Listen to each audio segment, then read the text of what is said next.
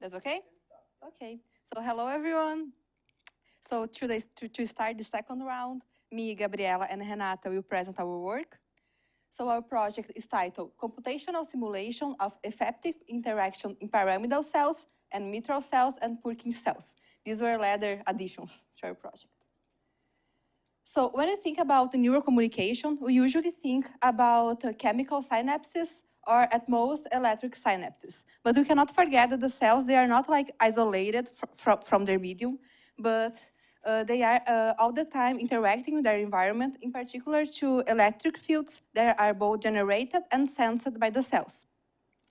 So more mechanistically, the depolarization of one neuron can induce a current in the external field, and this current can be sensed by a neighbor neuron and depolarize this membrane too.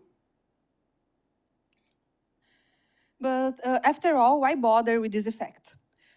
First, we know that this can impact neural function at various levels, at the synapse level, affecting synaptic currents, at the neuronal level, affecting membrane potentials, and at the network level as well, affecting then spike timing and synchronization. These electric fields are very weak, but nevertheless, they are enough to induce significant changes in neural function. Since it is known that induced change as low as of 70 microvolts can already affect spike phase in the receiving neuron. However, this effect is very intricate to study since it has too many contributing factors coming from a variety of sources in every piece of the brain. So it's very hard to study experimentally. However, we know that this type of effect exists in the brain, since effective coupling has been described since the 40s in various systems in the brain. But a still open question is exactly what is the functional role of this type of communication, and moreover, if it actually has a functional role, or can be more described as a phenomenon or something, which I don't think so. So in that sense, models can help us to better understand what are the generating factors of this type of effect and its underlying operations. So for such, we did some simulation studies using 3 cell types. Of course, these cell types were chosen based on the more relevant type of neurons for this type of communication for effective coupling, according to the literature. So we chose pyramidal cells from the neocortex, Purkinje cells from the cerebellum, and mitral cells from the olfactory bulb. Our simulation steps were basically creating a generator cell that would receive 2 synaptic inputs at 2 different times, near 100 milliseconds and 200 milliseconds of simulation. Set electrodes to measure the electric field generated by the generator cell, simulated for 400 milliseconds, then create a receptor cell, input that electric field in the receptor cell, then simulated for 400 milliseconds as well, and then evaluate the effect of that field in the memory potential of the receptor cell. This was performed using neuron with the package LFPy.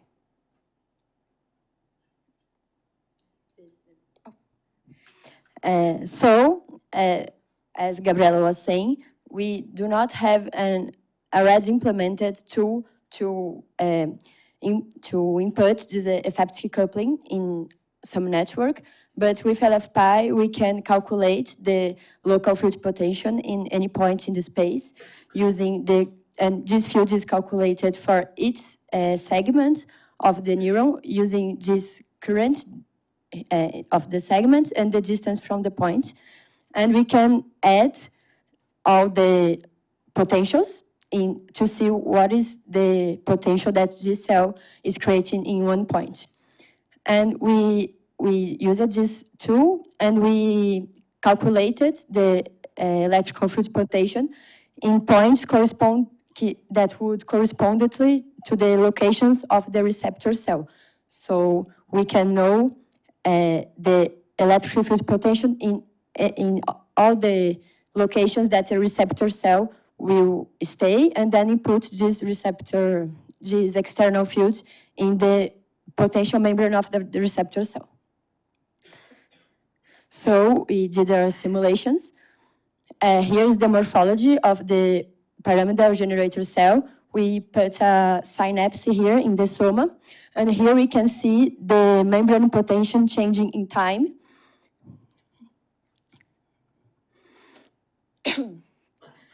These points are the points where calculated the LFP.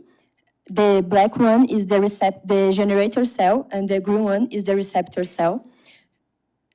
And the yellow and blue points are some points that we have chosen to, in the next slide, we will show to you. We choose to measure the membrane potential in the exactly points, one more close to the soma and the other more far. So this generator cell is creating an electric field. Here we can visualize that these lines are equipotential lines. This means that in all the length of the line, the potential is the same. And it is a log plot. The effect is small, but here we can see how this changes with time. Yes. And this is a plot that shows the maximum values that this LFP ranges in each cell, in each space, in each part of the space. Here we can see something that Professor Galt told to us. These cells creates a dipole in the medium. Here, the blue points represent, this blue points is where we are measuring the LFP here too. And here we can see that there is a sink. This means that the current is going inward this cell, and here the current is going outward of the cell. So this creates here a more negative potential and here a more positive potential. So this external field is being generated, and we inserted that in the receptor cell. Each color here represents a different part of the receptor cell segment, a different segment. And we can see that each segment has a different behavior in time and in amplitude. And here we have the receptor cell changing in the membrane potential of the receptor cell changing in time. It's difficult to see the difference here, but we will show in the next slide better. Here we can see the effective coupling happening, because when we did a synapse here in the generator cell, we have a small change in the receptor cell in the same time, in different parts of the dendrites, depending of the locations, if they are more close to a sink or a source. So now I will present the results of the mitral and Purkinje cells. I'll be very straightforward for time constraints, but the schema is the same that Renata just presented. So here's the morphology of the mitral cell. This is nearby the soma, the synapse places, and here's the primary dendrite and the secondary dendrite. This is the membrane potential changing with time. Here you can see the depolarization and the synapse times, and fast repolarization. Here are the compartments of the generator and receptor cells. Oh, this should be green here, I think. Okay, but the generator and the receptor cells. This is the extracellular field generated by the generator cell. Here again, we can see the formation of a dipole nearby the cell. And again, we can see the inward current in the soma generating negative potential in this place here, nearby, and positive potential in another part of the dendrite. So the effect on the receptor cell, here we can see the membrane voltage of each compartment of the cell changing with time. And here, the same for the whole cell, the entire cell. Here we can see, I think we can see a little bit better the effect nearby here and here on the receptor cell, also in the synapse times. Here the effective effect, where the alteration of the potential in the generator cell can lead to a small effect in the receptor cell in both soma and both dendrites when analyzed. Like this is the effect is the order or 5 orders of magnitude lesser than in the generator cell, basically. Now the last cell, the Purkinje cell, this amazing cell, huge. And here you have the morphology, and it's the cell, generator cell changing with time. Here we can see the the input times. This cell takes a little bit longer to regenerate its potential, but it does in the end. Here both generator and receptor cells with the both dendrite locations we chose to study. This is the representation of the extracellular field generated by the Purkinje generator cell. Again, we can see the formation of a dipole after the first synapse. This is the same representation of the inner current, the negative change in the voltage, the positive in blue and green dendrite places. Here we have again the membrane voltage of the receptor cell for each compartment, also changing with time. Here for the entire cell, we can see like a very slight modification of the small depolarization here, nearby where the external field was more closer. And again, the effect interaction represented in terms of the membrane potential of the generator cell in the soma, and also in the dendrites, but in the soma of the receptor cell changing, in the both dendrites also changing in the same order of magnitude than the other cells. Actually, here's a little bit stronger. So having the 3 cells, which cell is the winner? We have no winner cells, all cells are winners in their own ways. And we can see this here, comparing how each piece of the cell behaves in time. We can see this is different for each type of morphology in terms of time decay, amplitude, and also the sign of the voltage alteration. And this can suggest that the effect of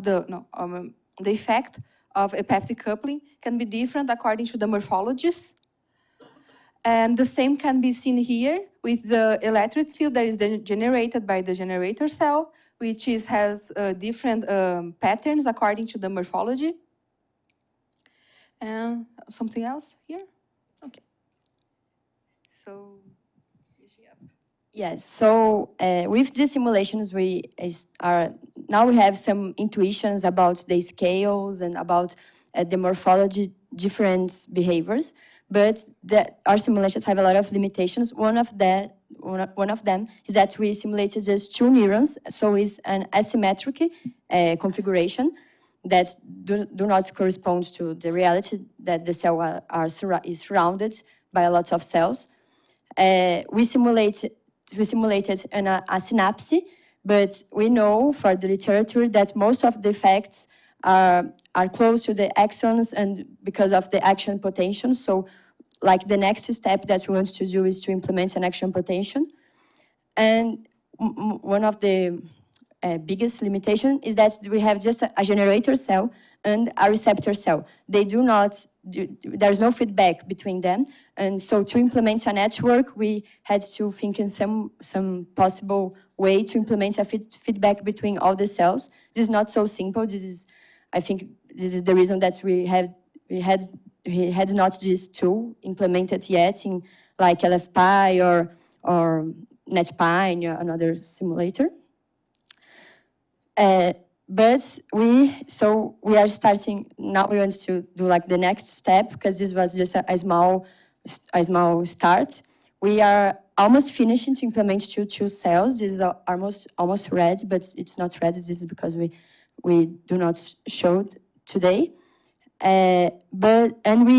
We think that the most interesting thing to do would be to choose a specific configuration. Like we know that Purkinje and basket cells have an apoptic coupling that's very significant, aren't Professor Arnott told to us about that. And so I think the most interesting thing to do would be to choose a specific configuration and do the specific modeling of that and try to understand in a real and not in a generic way. This was like the first insights in this coupling. You want to add something? I don't think so. Is that?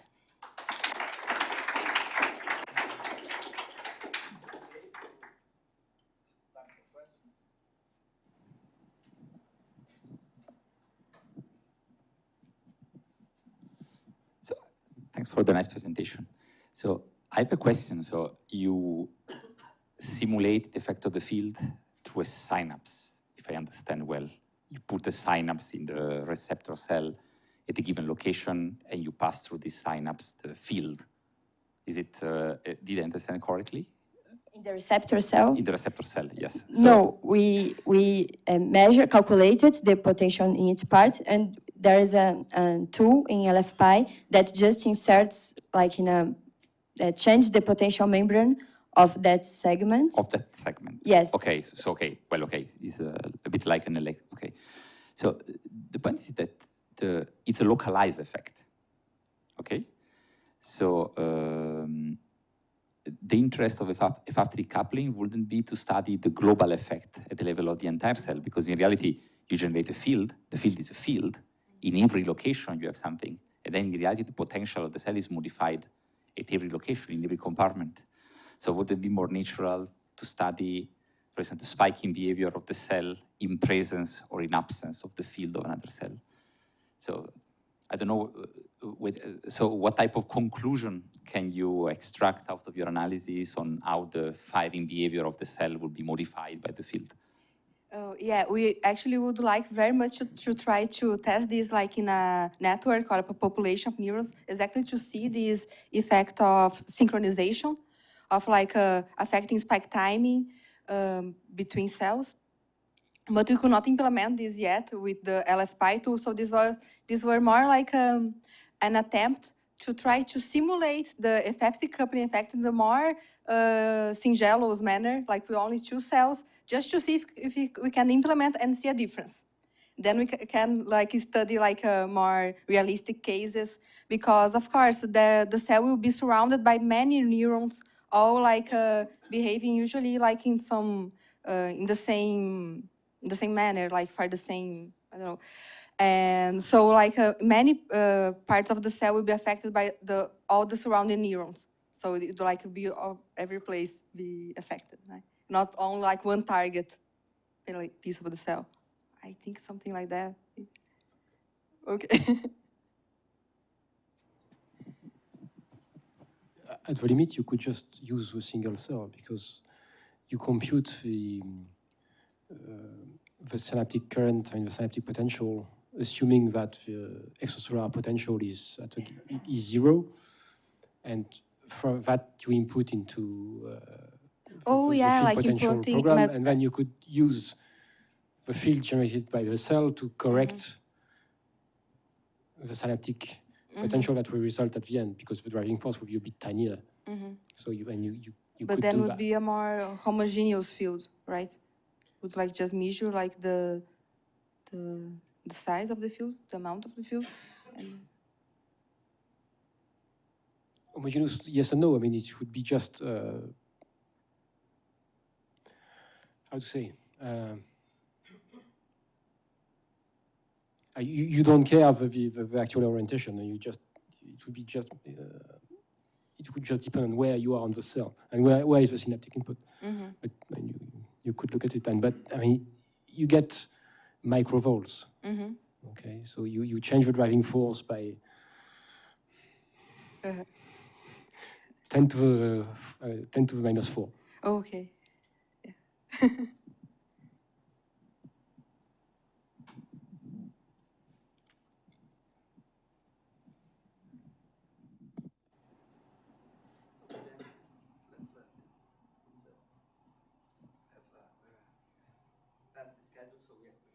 Okay.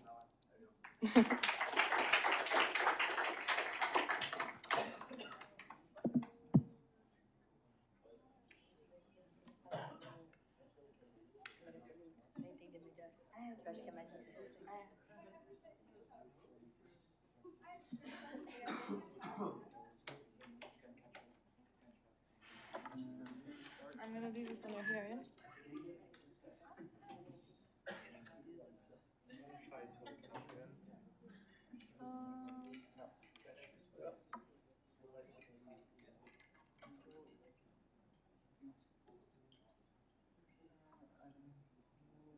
Whose computer is this? Huh? 5. That's 5, okay. I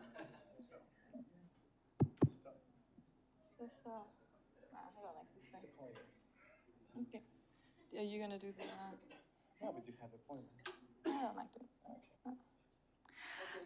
Yes, we can start. Okay. So today we want to talk to you about theoretical and practical controllability and macroscopic models. So just for a bit of a structure for the presentation. So first we're going to talk about the motivation and the data set. Then we're going to talk a bit about the practical results we had for the practical controllability of the model that we developed. Then Seba's going to talk a bit about the theoretical controllability measures that we had. And then we're going to finish it off with the conclusion and some future directions, because of course this was not a lot of time. So, you know, there's a lot of loose threads hanging about. Yes. All right. So if we talk about theoretical and practical controllability, what are we talking about exactly? So theoretical or structural controllability is sort of a very mathematical field where you use, you know, structural features to kind of see how they determine a network's temporal dynamics. So for example, you know, if you have like a multidimensional space and you have a dynamical space, how does the model move from one dynamical space, one attractor, to the other? Which nodes do you have to stimulate to be able to move it from one to the other state? So two of the measures that we're going to be using later on, so just keep it in mind, is average controllability, which basically identifies some brain areas that can steer the system into different states, but with like not that much effort. So basically if you have, no, I'm just going to do this. So basically, if this state is very hard to reach and this one is like easier to reach, then it's not that difficult for the system to go from one to the other. But basically, if you have modal controllability, this would be nodes that can push the system into very hard to reach states, energetically speaking. So practical controllability is very basic. You have a dynamical system, you put in energy at one of the nodes, and then you see, how can I move this system practically from one state to the next? So of course, what is the relationship between the two? Can we just use theoretical controllability to say things about practical controllability, about how we can practically move the system from one to the other dynamical state? So that's basically the question. What is the relationship between the two?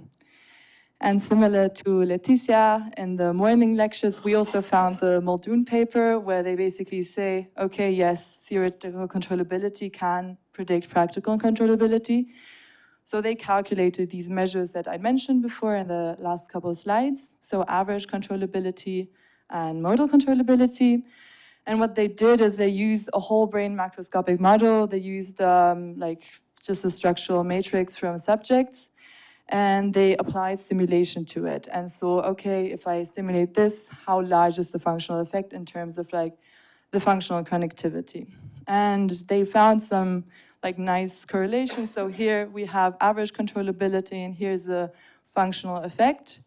And here we have modal controllability, and here we have also the functional effect again. And you see that it seems to be very correlated. So based on that, they conclude, okay, yes, we can use theoretical controllability to predict practical controllability.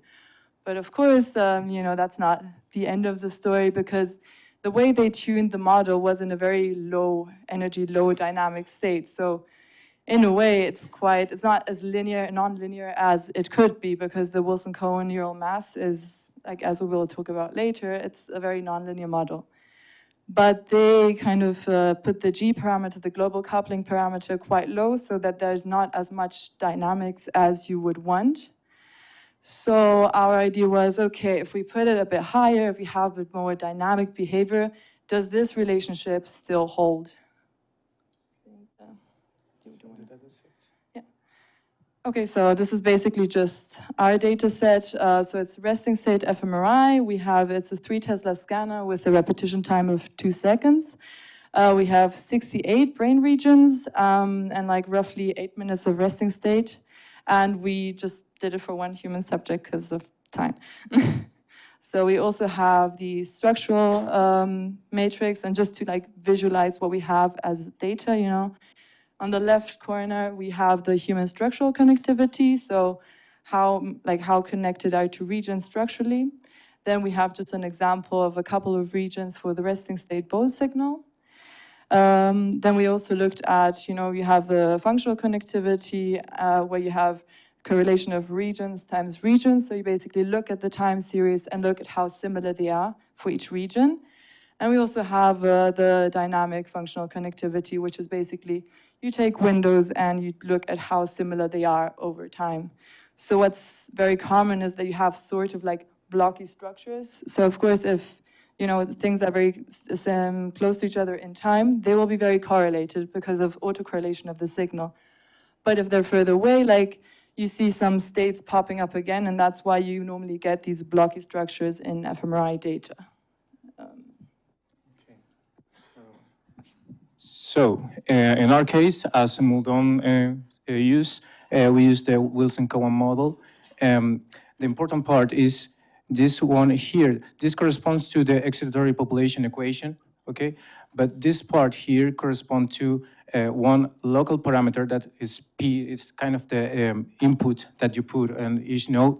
And this one here corresponds, first of all, the global coupling of the whole network, and this one corresponds to the actually the structural connectivity of the empirical data. But the point is that in this case, the Wilson-Cohen consists in just connections in between excitatory the excitatory part of the model in between each node. So the point is that actually here in the inhibitory population equation, you actually can put one local parameter here that is called Q in the appropriate definition of it. But in this case, in the case of Muldoon, they use it just by zero. So that's why it's not here. But in our case, actually, we try to analyze the dynamics of this model, and we try to emulate these null clients. The green one corresponds to the inhibition value of Q, and the red one corresponds to the excitatory value of P, in this case. It's the same value. So here you can look at that we have an stable fixed point, but in the other case, just change the parameter. Here is 3.5, here is just 2. In this case, you can actually get this limit cycle here. So with this analysis, this previous analysis, we tried to extract some features of the time series, just change the local parameter P and the global input J, and setting Q again at 0, just to try to replicate the same results for Muldoon. So here we calculate 10 features. That is our dimension of features that we later will discuss, and just try to calculate the median of the global parameter, the standard deviation, and region-wise the median and the standard deviation again, the standard deviation with all these features, and time-wise the median and the standard deviation again. In total are just 10 parameters. Okay, so this probably sounded very confusing because we kept taking the median and the standard deviation of the median. But in the end, it just tries to capture some axis of variability of the time series of the model. And if we just focus on like the top two ones, so the one on the left is the global median of the time series. So this is the median across all regions and across all time points, right? And the nice thing is that, so here on the bottom, we have the global parameter G. So that's like how much input you get from the other regions, like this, it's a scaling. And on the y-axis, you have the local input P. So if you remember in the formula, you had P and the global input coming into the excitatory population. And if you have like a low energy state for the neural mass, you are at a fixed point. But if you push P up, you can go into like a limit cycle to an oscillatory behavior, right? And this is quite nice because the global parameter G and P, they come into the same spot in the equation. So together, they can kind of push it into like a higher oscillatory regime. And this you can see in the global mean, in the global median, but also in the global standard deviation of like across all regions and across like all time points as well. And this pattern is like very mirrored in like a lot of these other features. And of course, but it's a lot of features, so we're thinking, okay, how do we pick the best model that's like most similar to our empirical data? So what we did next is a bit like, we just like made it up, you know? So we're gonna have to explain it a bit. So basically, let's pretend, if we're here, that on one axis we have the global median, right? And on the y-axis we have the global standard deviation. So each model, each parameter combination is going to be 1 point in this axis, right? But of course, the empirical data is also going to be 1 point in that axis. So what we're asking is, which vector is going to be the closest to the empirical data, right? Because you want to know, like, relatively speaking, the distribution of the behavior, which is closest to the empirical data. So basically what we get from that is like this figure. So you see that at that transition point where you should have interesting behavior, it's like, you know, it's the best fit.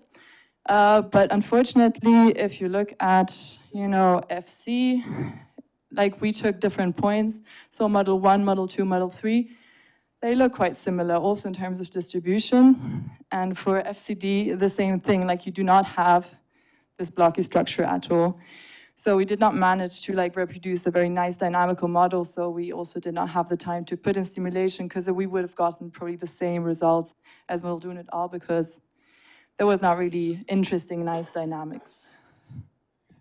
So one thing that what we could reproduce is this theoretical controllability scheme. It's just this inverse relationship between the model controllability and average controllability, where each of these points corresponds to one region. So in this case, for example, this region have a high model controllability, so he can that region can drive this brain state to a higher energy one. And this one here, for example, with an average controllability, a high average controllability, can manage to just move the state in between the local minima. So, well, we don't have much time, so we can go to this conclusion. That was the interest part. Huh? We have, okay. I can explain it briefly. This is, yeah, pretty interesting, this energy landscape analysis, but it consists of just analyze this time series, just use PCA just to reduce the dimension of the whole data, and then try to put in the machinery of a maximum entropy model and try to calculate a sort of energy. It's not an energy in the sense of biological meaning or physical meaning at all, but it's kind of a measurement of the activity of each state. So each energy corresponds to one state. We can manage to calculate this kind of plots. Put it in simple, this corresponds to just like a valley, okay, with a local minima, and the state, each point corresponds to one brain state. So an average controllability can manage to move the between here, but a higher model controllability can manage to move in another valley. So that is kind of a representation of the states. And this one is an empirical data energy landscape, and this one is a model data. They are quite different, but actually they can, in some sense, relate if we get the appropriate model. So this is just an interpretation of this energy landscape thing. Yeah, so basically these are the conclusions and future directions that are probably more than what we did here. So the Wilson cone, we reproduced the low stable fixed point, and we reproduced the limit cycle. The data-driven fitting didn't really replicate well any FC or FCD, but of course we were looking at features from the time series itself, and also maybe this external input Q might improve the model as well, because we're playing around a bit, and it seemed that maybe that might have been a better idea than just replicating what other people have done. We also found this inverse linear relationship that they've found in the literature before, but in the end, right, the next step would be actually making a bigger parameter exploration to really find a more dynamic model, because then we can also introduce stimulation and really see whether, like, if a very realistic model, if this relationship between structural and, practical controllability still holds, which we don't think that this is going to be true, but of course you need a nice model to be able to show that. So, and maybe the energy landscape could be linked as well, but. Yeah. The point is that energy landscape is a new thing for us, but we can relate with the average controllability and the model controllability in the sense that actually, if we can manage to put the stimuli in one of those nodes, maybe the energy landscape itself will change in between of a model without the stimuli and another one with the stimuli. So it can be a sort of visualization of the action that it happens on it. So that's it.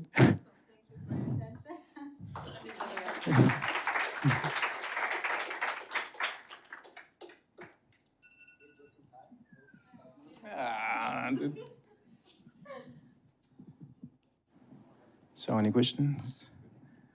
Maybe a lot. Okay. So you said that you were not able to capture the empirical FC with your model using this model of Muldoon. Do you have an idea for like why you were unable to do that? We can infer some things. Maybe I don't know. We cannot say that the model of Muldoon is wrong, but we use the same parameters. We try to analyze the same things, and we don't get the same results. But we're using different structural and functional connectivity. So yeah, I see. So basically, it's a different data set, right? And a couple of the parameters, they were not very clear on them. They didn't mention them, which makes it hard to reproduce. But yeah, we think maybe if we play with a few parameters a bit more, we're doing a different optimization. Basically, kept P and Q at the same, so you have like an equal balance between the energy. And that.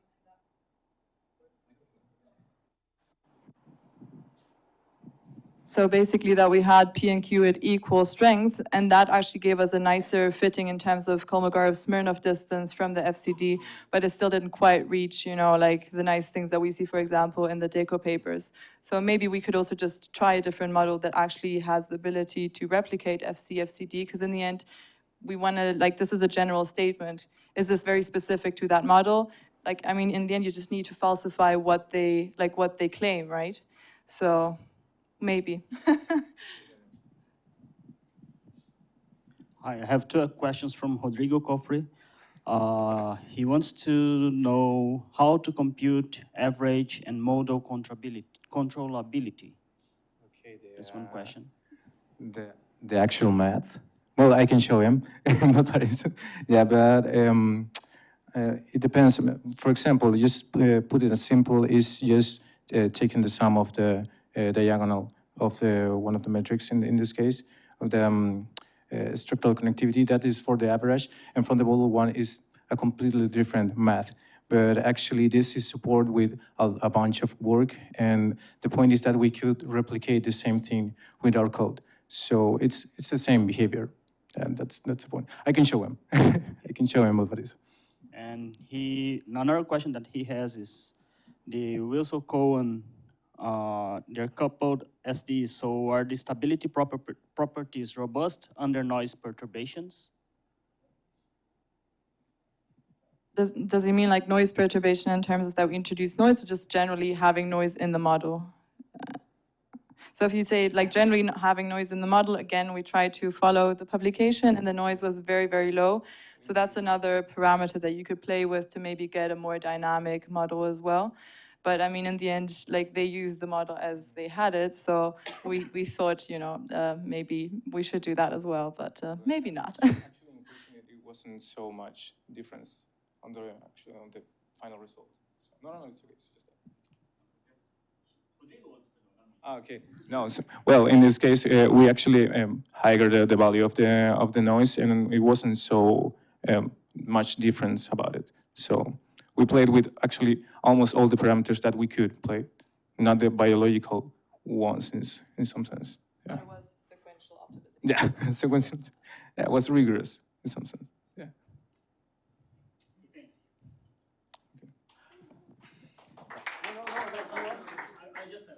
There is still time or not? Okay. So have a question on the energy landscape. Okay. So what are the numbers you plot? The numbers is the level of each state. So Each those state, yeah. are all the states that the maximum entropy model can predict in some sense. Okay, and the states are peaks of free energy? Yeah, kind of. This is kind of a measurement of energy, but it's quite tricky. I'm not so certain about it because it's not in the physical sense or the biological sense. It's just a thing that came up of But your you have model. an energy function for the max entropy model, Yeah. and you find the number of maxima, local maxima? Or what Yeah, is yeah. the- okay. In this And case, then this each is a local each- minima, for Okay. example. So the point is that those values, points that are here are states.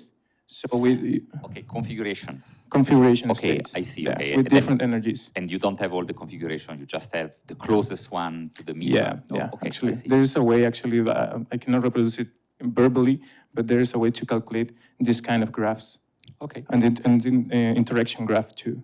So it's just a visualization in this point, but maybe can be useful. Interesting. Okay, thanks. Okay, thank you.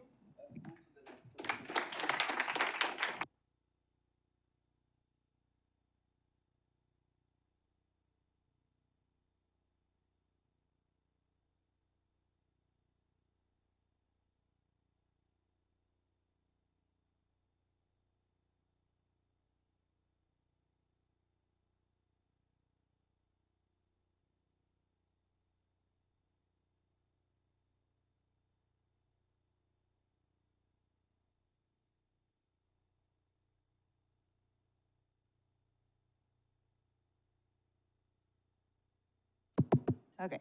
So good afternoon, everyone. My name is Madalena. This is my colleague, Jennifer.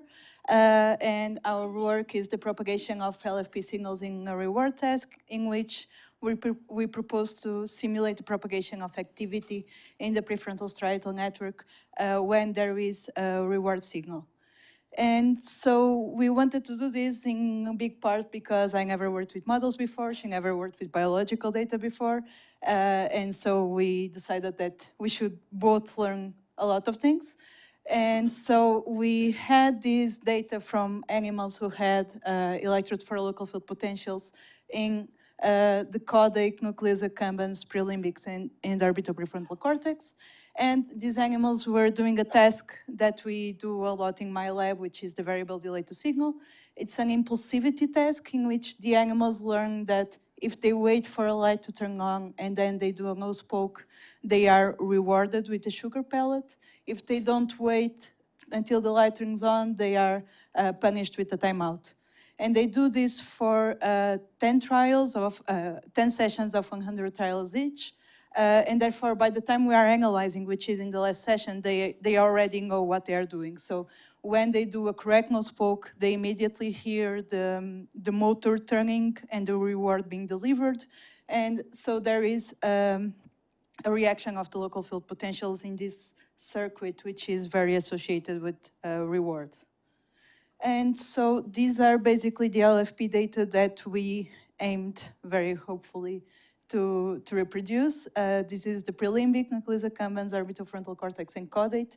And in each one we have the frequency here, the time, and in colors we have the power. Time zero is when they did the correct response, and therefore they hear the signal of a reward being delivered. And we see that there is some activity in a baseline, and then there is a response after the stimulus is delivered. So when we first saw the data, we thought of a way to characterize it so we could try to reproduce in your model. So first we thought about trying to measure synchrony there and reproduce synchrony, but after we just look for the peak of the power, and you can see here that after the stimulus it has increase of the peak, but later the activity goes back to the baseline. But when you go to the neck, you can see an increase of the peak after the stimulus, and later the activity stays kind of different from before the stimulus. And the same happens for the orbitofrontal cortex and for the caudate here too. First we just have an activity around 50 hertz, and later we can see this spread in the frequency. So we try to find a way to characterize it and model it. Okay, so basically our aims were to develop a network which is physiology-based of this reward system between the prefrontal and striatal cortex. Then we wanted to simulate the behavior of this network in an off-task state, so in a baseline state, and then determine the parameters to which the network would behave according to the biological data when there was a stimulus associated with the reward. Finally, we really wanted to characterize the signal propagation in terms of synchrony. And here we have my pretty rat with the electrodes on. And so, passing on to the methods. So, all that stuff that we learned here about the dendrite, myelin, the axon, and the soma, we just forgot it a little bit because we want to use the simplest model possible. So we start with the leak, integrate, and fire. And as it was a new tool and neither of us knew how to use, we decided to use the Nest simulator to implement it. And because we are interested in the network, in how the network will replicate the LFP signal, we kept the parameters of the neurons, the dynamic of the neurons default, as it's given in Nest. Oops, sorry. So we wanted, as I told you, to simulate the structure in a biologically relevant way. So we searched the literature and we tried to define how the 4 regions that we were trying to modulate were connected. Of course, in a very simplified way, although there is a lot of connections still here. And we also understood that it would be important to modulate somehow the upstream region, which is the ventral tegmental area, which sends basically the reward signals to the nucleus accumbens and to the prelimbic cortex. Also, within each region, we searched the literature to try to find out what was the proportion of excitatory and inhibitory neurons. We defined that each region would have 1,000 neurons. And for the striatal regions, it was relatively easy to find out that we have about 5% of interneurons, which are inhibitory and which only project internally. And from the rest, about 50% of each neuron was inhibitory and excitatory, and they both project within the region and outside the region. For the prefrontal regions, it was a bit harder. There wasn't much information on this, but we were kind of able to infer that doing about a 50-50% excitatory inhibitory amount could be relevant. Also, for the VTA, we modulated it as a step current of 1,000 milliseconds to try to modulate that reward signal when the rat hears the pellet falling. So, going to the results. So just to remember, what we are trying to obtain was something similar to the experimental data. But even if we consider the parameters of the neuron as the default, we still have a lot of parameters, like how the populations inside the regions are connected, what is the delay between them, the synapses, and what is the weight of the excitatory and the inhibitory synapses. So to try to find, we went by hand on just one population of this, one region of this is isolated. And we are looking to what kind of behaviors we could get. So just to remember, we got one of these. We did for both of them because they are slightly different, but they are almost the same, so we could get the same behaviors. And here is what we observed, varying just the excitatory and the inhibitory weight of the synapses. We can see oscillation here, but it's always around I don't know, 40, 50 hertz maybe. And another one here, what we think it's an harmonic of this one here, because it's almost double. And so after that, we just were looking for the behaviors that we could get from an isolated region. So after that, we coupled them together, all of them. The VTA was on a step current, as Madeleine already said. And we tried to find what parameters we would need to get the behavior the way we want. So it was, everything was like by hand. We are changing parameters and trying to see. And we got this one. As you can see, they are slightly different between regions because the connections are different between them, and they affect a lot the behavior of the layer region.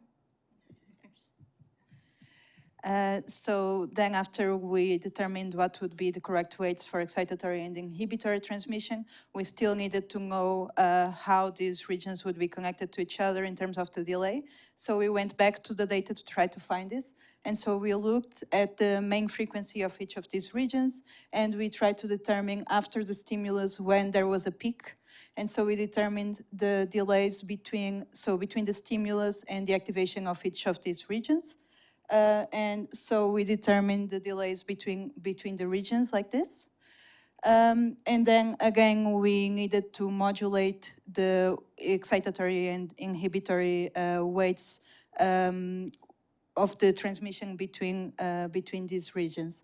And these were the best parameters that we found to obtain the result that we wanted. So our main reason was to get as little as possible free parameters, and we still had kind of a lot. So this was a problem because we didn't know what we should fix and what we should vary. But keeping these parameters fixed, we got this activity this is a raster plot of the activity of the layers, for the regions in time. And a curious thing that we can see here is that the prelimbic and the nucleus accumbens are the ones that receive direct input from the step current, but we can see a difference here in the activity. But we can see in the orbital frontal cortex in the caudate, even if they are not stimulated directly because they are connected with the other two ones. And we analyzed the spectrogram of the network, and we found a baseline activity for the prelimbic, as we have here. If you look with, hopefully, eyes, you can see something kind of similar. But the activity is not reminiscent here. After the stimulus, it comes back to the previous state. For the NAC, it didn't matter which parameters we varied. We couldn't find anything similar to this. We have some hypotheses, but for the orbital frontal cortex, we have a baseline frequency here, and you have another harmonic here, which is perturbed by the stimulus. And later, for the caudate, we can see that the frequency is dying here. We can't see it anymore, but after the stimulus, it comes back, but has a short life because it's connected with the neck, and the neck sends inhibitory signal here. So this was our best result so far. What you can see is not very good at all. So that's it. So as conclusions, if we have some imagination, we can say that we were able to partially reproduce the data in the prelimbic, orbital frontal, and caudate, at least at the baseline activity, okay? And we saw also some immediate response after the stimulation, but we were unable to maintain it after the activation. So we were not able to reproduce that part. The sustained increasing activation, and also we were unable to reproduce the frequency at which these regions are oscillating. Well, one of the reasons that we think we weren't able to reproduce is because we are trying to model LFP data with spiking neurons, so which they are not the same.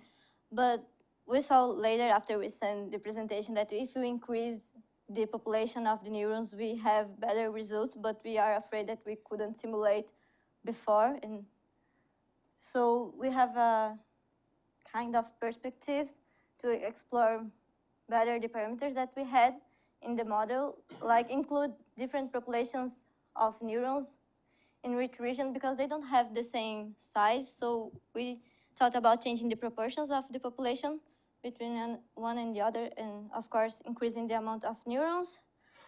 So, all of our neurons have the same default parameters. So maybe this is the cause of, maybe it's because of this that we just have one characteristic frequency on our oscillations. So if we have another parameters, maybe we can get the other ones. One of our main objectives here was to put plasticity to see if the stimulus if the activity after the stimulus would persist, but we couldn't put it in time. And we didn't even get near seeing synchronization. So now I think that's it. Thank you all, especially the tutors that helped us a lot. And I think that's it.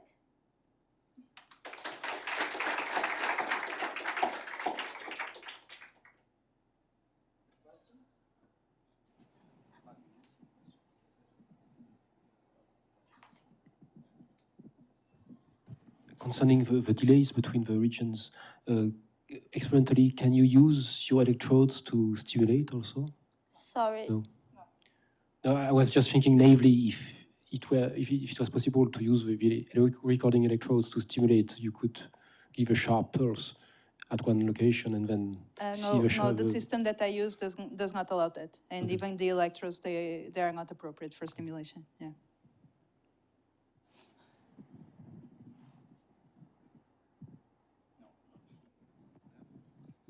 So how did you set the strengths of inhibitory conductance, excitatory conductance, probability of connections inside each of the regions? So first we thought about following the Brunel's paper, so we could see something similar to what he has, but our network is really small, so we need to re-escalate something. We were looking and we are saying, so this parameter gives us something that's not, it doesn't have, oops. Here it didn't have oscillatory any frequency here. So we thought that we should increase the inhibitory weight because we know that the inhibitory are responsible for creating oscillations in the network. So we are increasing the inhibitory strength and keeping the excitatory. Because these neurons are firing way too much. So Yeah. you should make probably inhibition Way stronger. Way stronger. Yes, yeah. one of the reasons that they are firing too much is because our Poisson rate was too high. But if Usually we decrease it's much better. Actually, these are typical rasters that one observe. When I somehow you can of course increase inhibition and further strengthen the drive, because increase inhibition usually you get this type of raster when your conductances in the network are small and small. So in order to get something better, you have to increase the conductances, but then you kill activity. And then you have to further raise the drive. But you shouldn't forget that this drive that you get, even if they are absolutely giant, like several kilohertz, are not meant to be the drive from one neuron. Okay, they are the bombardment for the rest of the brain. So it's the sum of many independent spike neutrons. So probably if to go toward physiological reduction, you should really aim at making your network much more sparsely firing. This fires too much. Otherwise, all the rest is pretty promising. It's normal that you don't get all the frequency bands in a model. You should focus on the band of interest. It's not a problem if you don't reproduce all of them. Yes, it was one of the things that we thought, trying to get the Fahrenheit lower. But if we decrease just a little bit of the pause on background input, the activity would didn't start, just start when we have the external stimuli step current. And if we increase the inhibitory, it just goes down again. So we couldn't find the right parameters.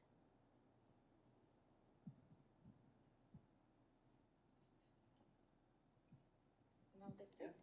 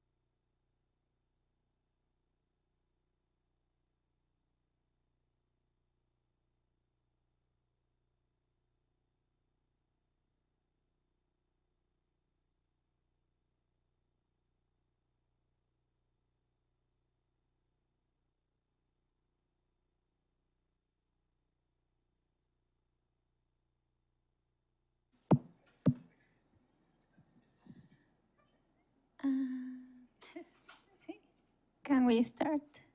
No? Just. Okay.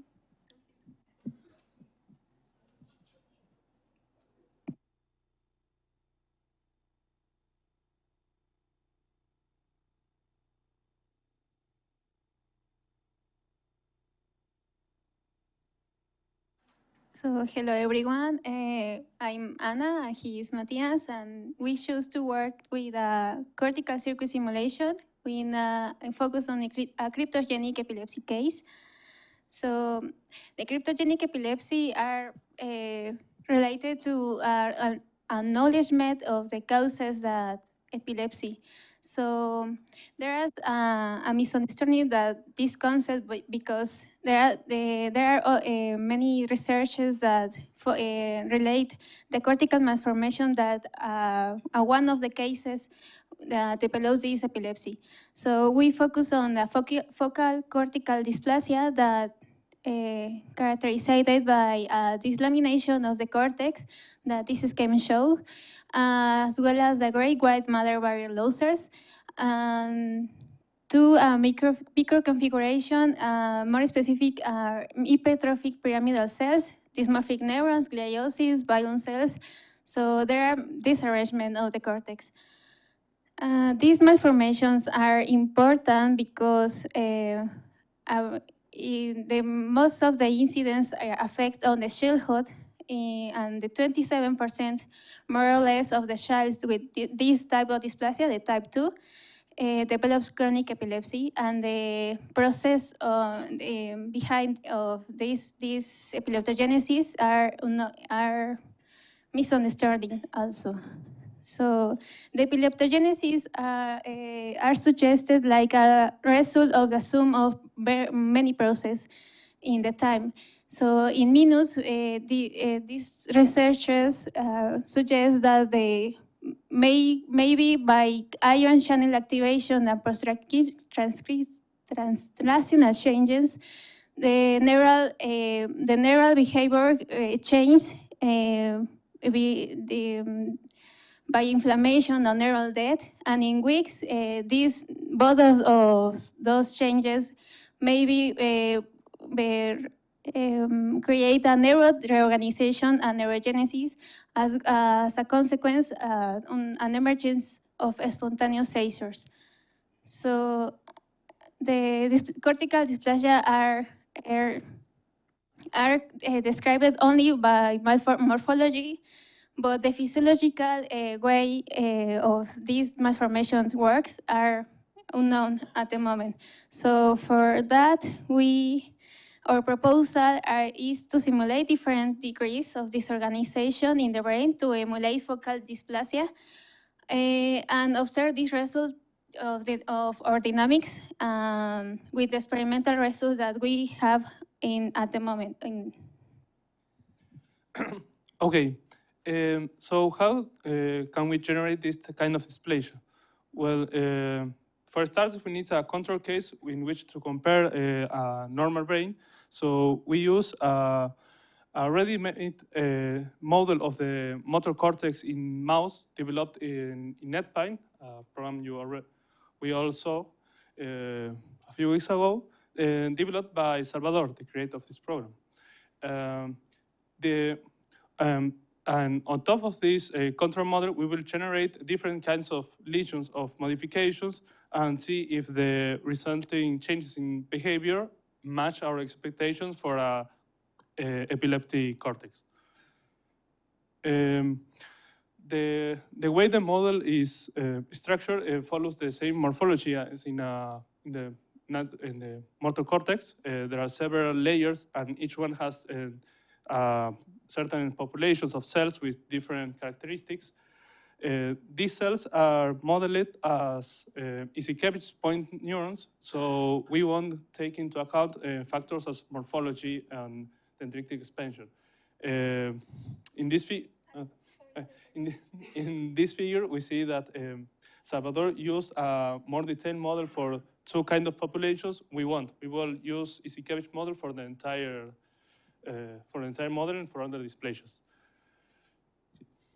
Okay, here we see an example of the biological tissue showing dysplasia. There is a kind of a hint of layers that quickly they disrupt, and there is no lamination shown. Here, I don't know if you can follow it in this image, but the black dots that are the pyramidal.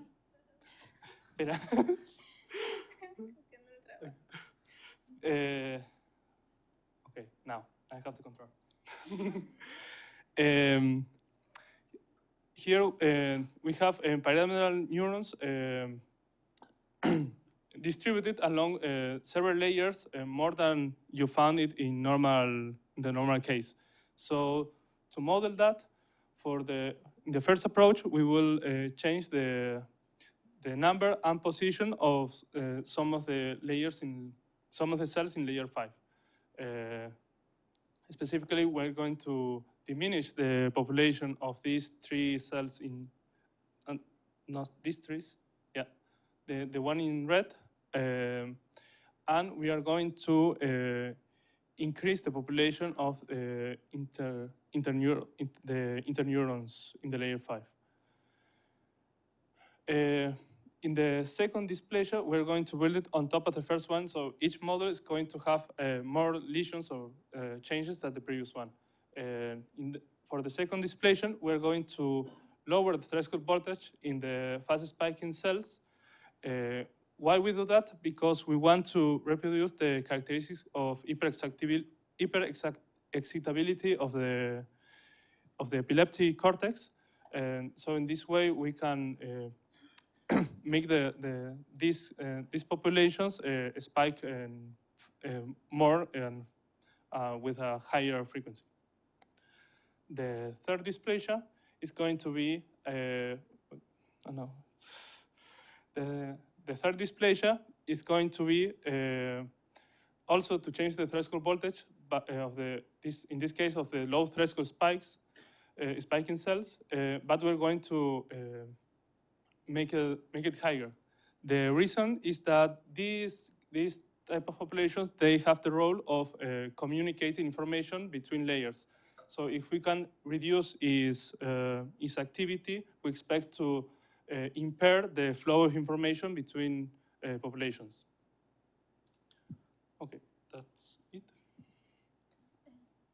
Okay, and the set of measures we are going to apply to every case are, in the first case, clusterization and sortativity. Clusterizations indicate the tendency of the entire network to cluster together or not. It's very simple, higher, more cluster.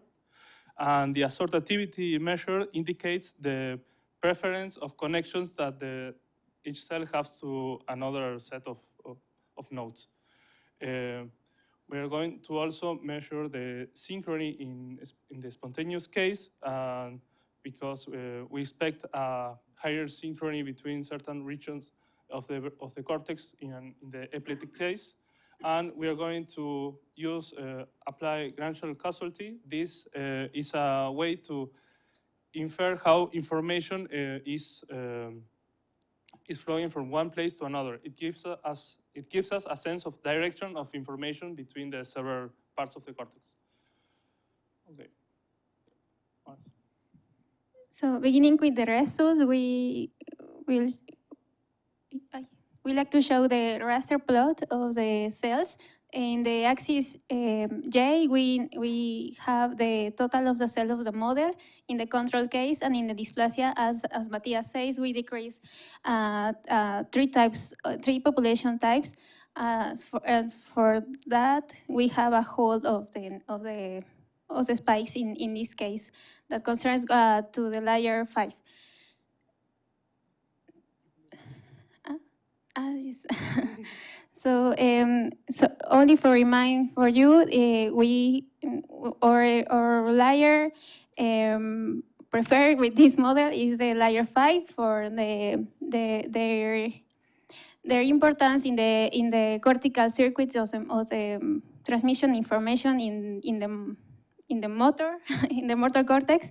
So in the next slides, I will show you the changes of the dynamical oscillation in voltage of the cells in this layer, in the control and dysplasia model.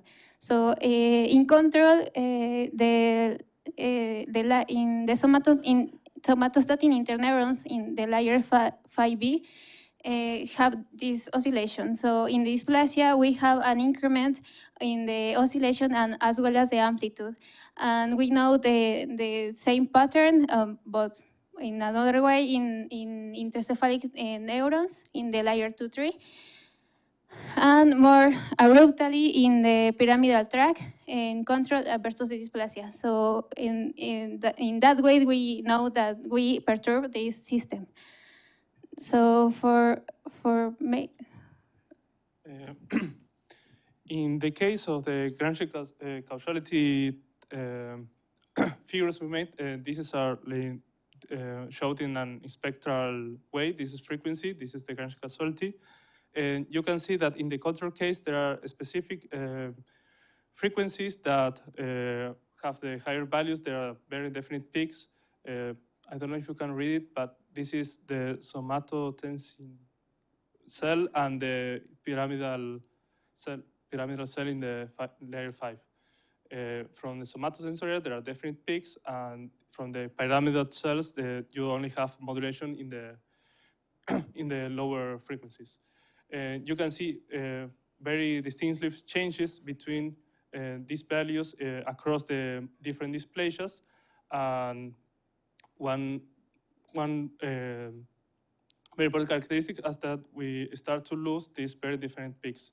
If we go to another pair of regions, in this case, the interneurons and the pyramidal cells, both in layer 5, we also see that this loss of specificity, of the loss of these specific frequencies that provide like peaks, and we start to see more homogeneous, more amorphed figures, and that means that means a change in the flow information between these several parts of the layer 5 that we know are sharing information constantly.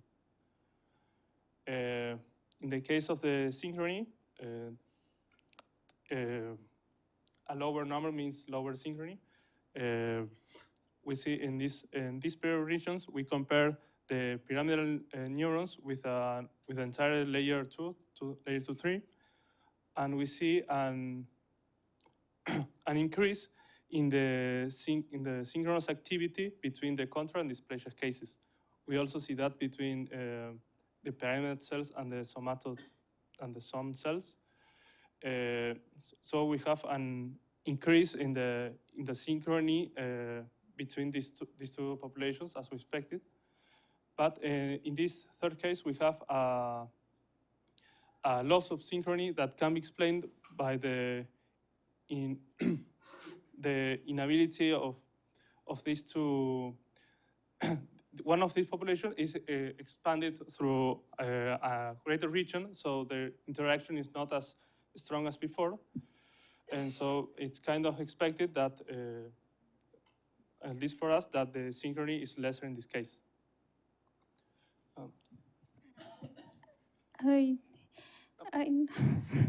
And for compare the inference of connection in the experimental result and in the simulated ones, this is one type of the experimental result in the same motor cortex region. These results are recorded by calcium imaging slide. We have a lot of cells, close to 1,000, and the records during are 50 minutes. So in control, we know that the scatter are followed for the number of connections. And in the control cortex, we know the kind of layering specific leading by this number of connections, and in dysplasia, the opposite, whereas the major number of connections are in the layers, the top of the cortex. So in our simulation, we know that we expect that a decrease of clusterings and connections too, of both of our groups. And we note in qualitative in the matrix of connectivity that this happens. So when we know the local position of those cells, we know that the major number of connection in control case are localized in the layers 4 and to the 5B, and dysplasia only concentrates in the layer 5. The one we have a perturbation. So the negative connections are in control are only localized in the layer 6, and in dysplasia are related in more of the layers. So I don't know if I have more time for continue.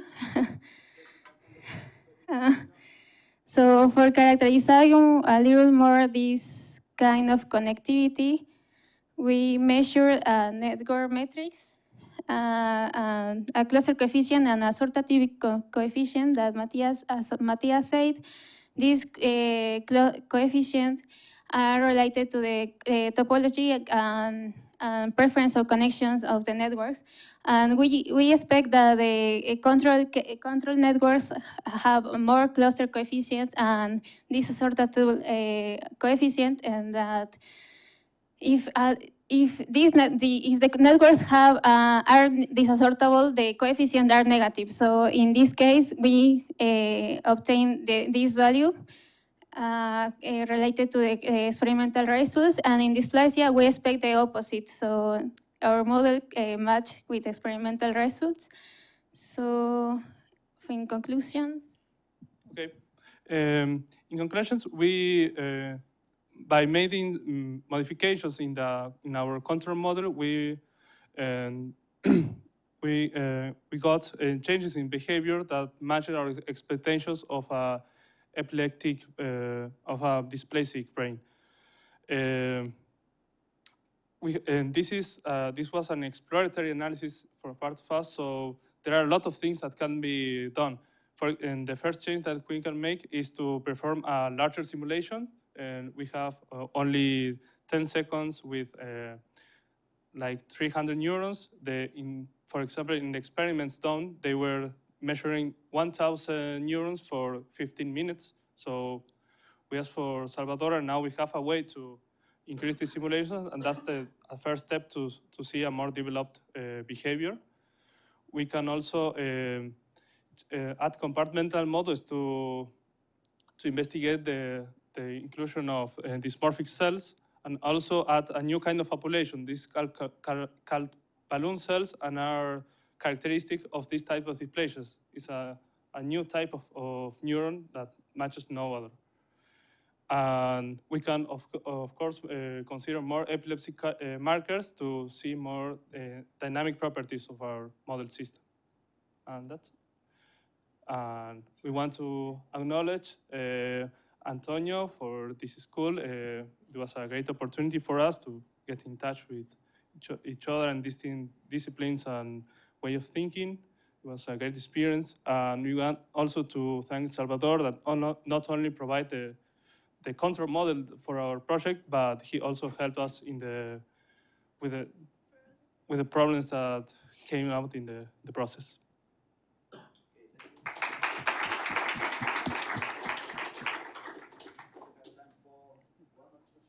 Okay, I'll start here. I have a question from Bill Litton.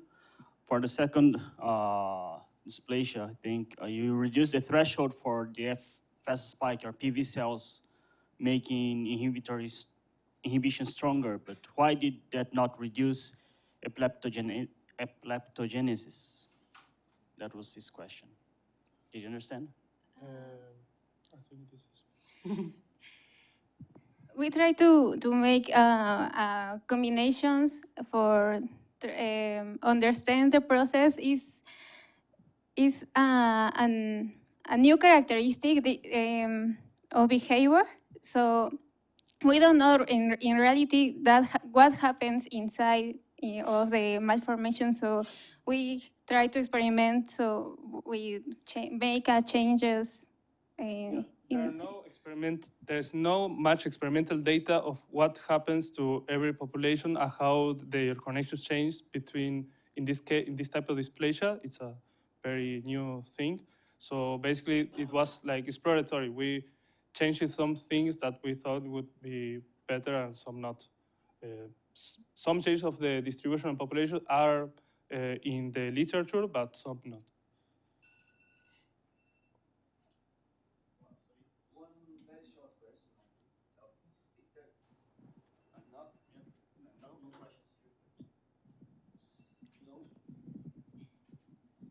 Thank you. On behalf of the Oh, yeah.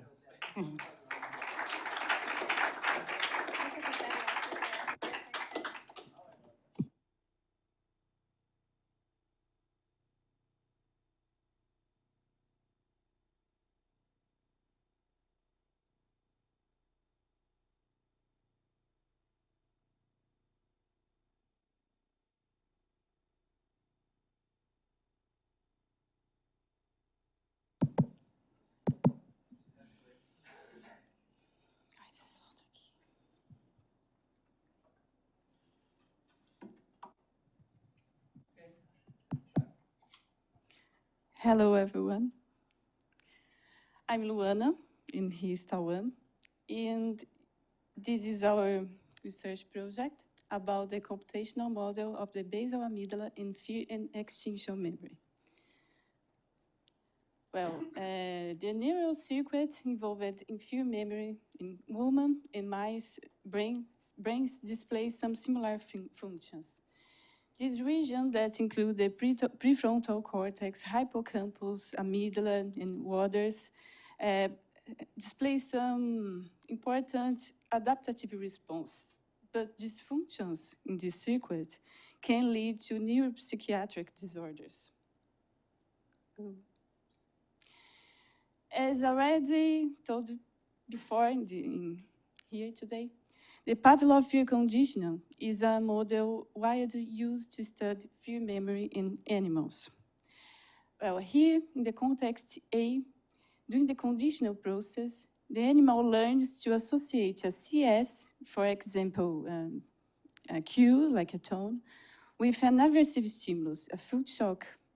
And then during this process, we can see an increase in the fear response. In another moment, during the extinction process, now in the context B, subsequent presentation of the CS, now without the US, we have a decrease of the fear response. And one of the key structures involved in this process, the fear memory, is the amygdala, that is a region of the brain that has some nuclei, and one of them, the basal amygdala, have an important role in the context modulation of emotional response. And one important experimental data showed that during the conditional process, one subpopulation of neurons inside the basal amygdala increased the fire rate during the conditional process that they called fear neurons. And during the extinction, another subpopulation of neurons increased the fire rate during the process they called extinction. They called extinction neurons. So our purpose is implement a neural network model of the basal amygdala to simulate the different recruitment of two distinct subpopulations of neurons during the conditional and extinction of fear memory. And our purpose is based in this paper by Vlasios and Arvind Kumar and other collaborators. So for our spiking neural network, we use a link-integrated fire, and with a post-synapse targets via codance by synapse. It's a basic link-integrated fire, but we have these extra equations for calculate that the contents. For example, if one excitatory neuron fire for this neuron, it increase in this weight synapse, change the G excitatory and increase that my membrane potential in G direction. And similar behavior for if one inhibitory neuron fires, it changes this value, is try to decrease that my membrane potential. So now network, it has two populations, one excitatory and other inhibitory. And he has the probability to connections, excitatory to excitatory, excitatory to inhibitory, inhibitory to inhibitory, and inhibitory to excitatory. Both receives background inputs, one for excitatory population and the other for inhibitory population. And here we create two subpopulations, A and B. Each one has 20% of total excitatory neurons. For try to modeling that conditioning state, we create two new inputs. One is a context A, make a plastic synapse with a subpopulation A, and we have other stimuli, the CSUS, for static synapse with all the inhibitory neurons and plastic synapse with all the excitatory neurons. For the extinction state, and now context A is off, and we create other stimulus, is a context B, is make a plastic synapse with a subpopulation B. And now we just only have CS and similar static connections with all the inhibitory and plastic synapse with all excitatory. And the synaptic plasticity rule in this model is based on a phenomenological rule called causal control hypothesis. This is the equation, but I try to simplify in this figure. Here we have the excitatory neuron, and when here you have the inputs, the context, the CS, the context. And when they happen at the same, coincide in a temporal window until 100 milliseconds, we have a strength in the synapses. So this is called LTP process. But on another hand, if we have only one of these inputs, the synapses are weakened. So we have the LTD process. So for do the simulations, and now network have 4,000 neurons, have a 3,400 for excitatory population, 600 for inhibitory population. As I said before, subpopulation A and B have 20% of the excitatory population. Our inputs, we use a Poisson generator. For CS, we use a 500 hertz and the rate, and context, these are 300 hertz, but just for population A and B. Our simulation use 50 milliseconds for transmit time, and you apply 5 stimulus for conditioning state and 6 stimulus for excitation state. And we wrote our code using Braille 2. For us, it's more friendly, is more easy to put the equations, and we understand better what is going on. So, our results. He has a plot. For red color is for inhibitory neurons, that orange color is for fearing neurons, subpopulation A, and blue colors is excitation neurons for subpopulation B. So we start the conditional state and turn on the context A and CS plus OS. This black line means that when CS plus OS is working, is 1. So in the first stimuli, we note that increase the activity for fearing neurons. When apply more stimulus, we note that activity increase. And this is a result of 5 stimulus and they finish the conditioning stage. So for excitation state, we turn on the context B, and now it's just CS. And the first stimuli, we note that activity decrease a little. And the next, decrease again, but we start the activity for excitation neurons. So we apply more times, and the end of the excitation state, we don't have practically activity for fearing neurons, and have a high activity for excitation neurons. And this result that we obtain in our simulation is have a similar behavior that we can, the authors obtain in the paper. And these are summarized, the has plot, there is a fire rate that increase for a condition and increase in the excitation for subpopulation A, and for subpopulation B, just increase in the excitation. And inside, we have the results of the paper. You can see that we have the similar results. For the CS weights, and here, increase for the fear neurons, because he has, and by Plastic's rule, we have CS, US, plus context A. So by plasticity, the weight will increase. And he just have the CSUS, don't have context B, so decrease. For extinction, now only have context B, so increase for the fear, the extinction neurons. And the same was the result similar for the context weights. Increase and decrease a little, and again, just increase the extinction for the subpopulation B. And we also investigated the renewal of fear, and it happened when, after the extinction process, the animal returns to the context A, the same context that in the conditional process.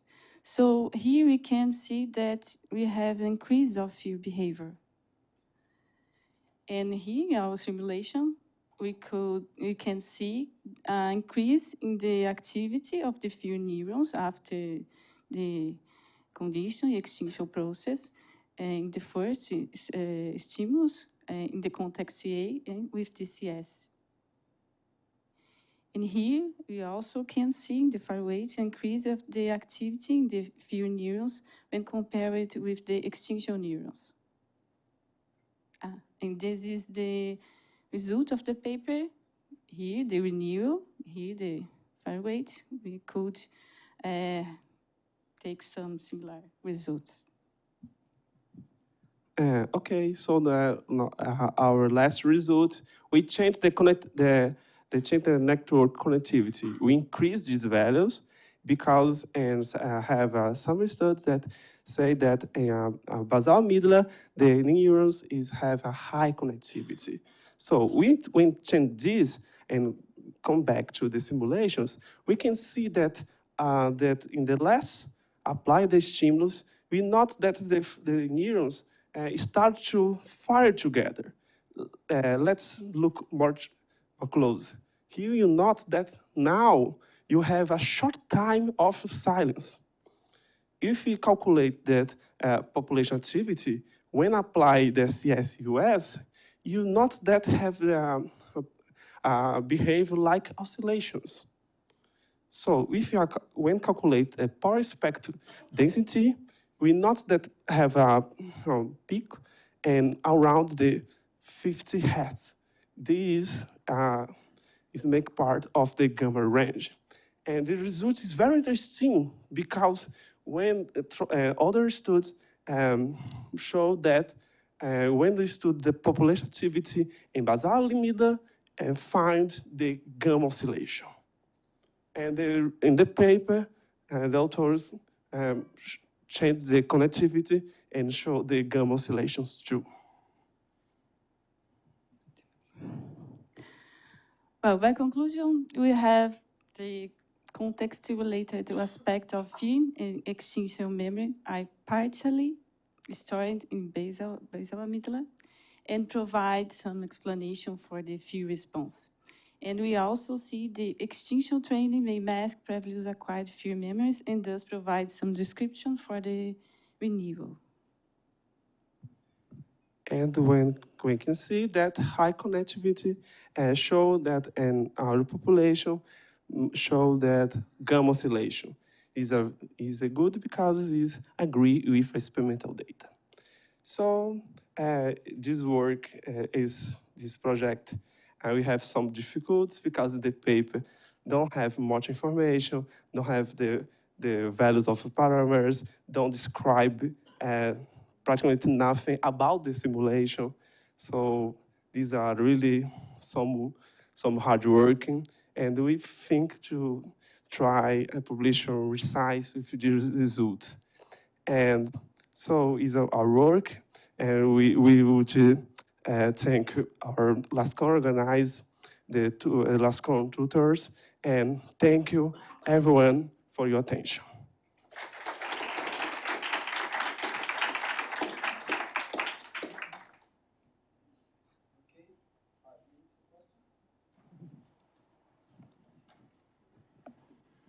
Perhaps I missed it, but when you,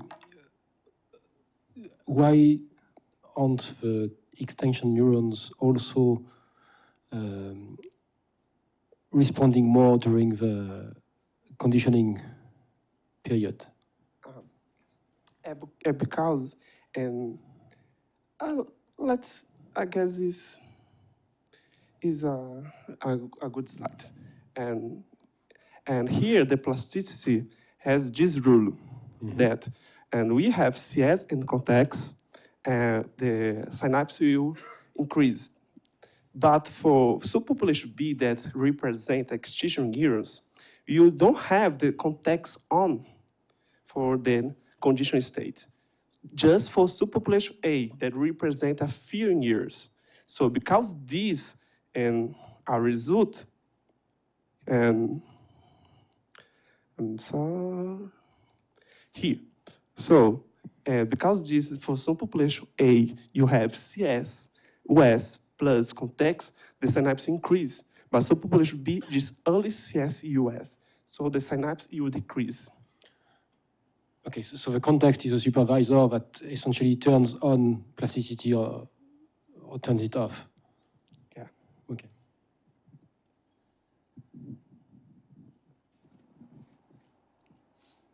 Okay. If you look at this graph, it seems that the paper has a kind of curvature upwards at the end. At the end, you have a curvature downwards. So there's I mean, although you reproduce the results in a similar way, there's some differences. How can you explain the differences? Just because our problems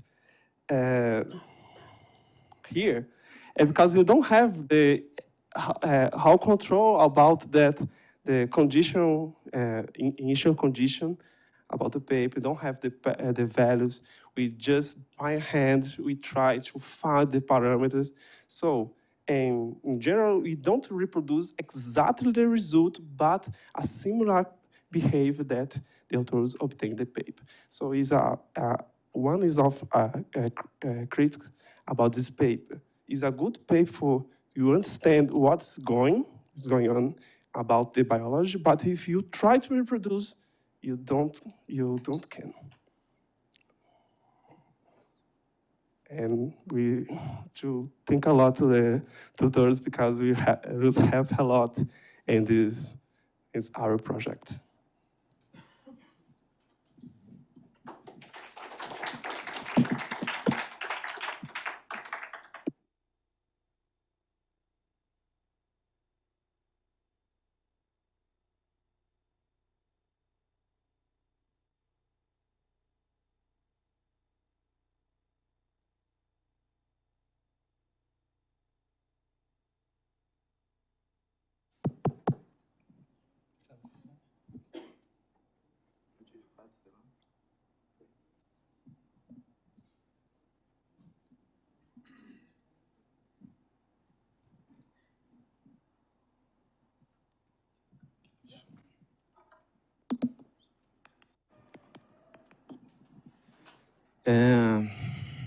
Good evening, everybody.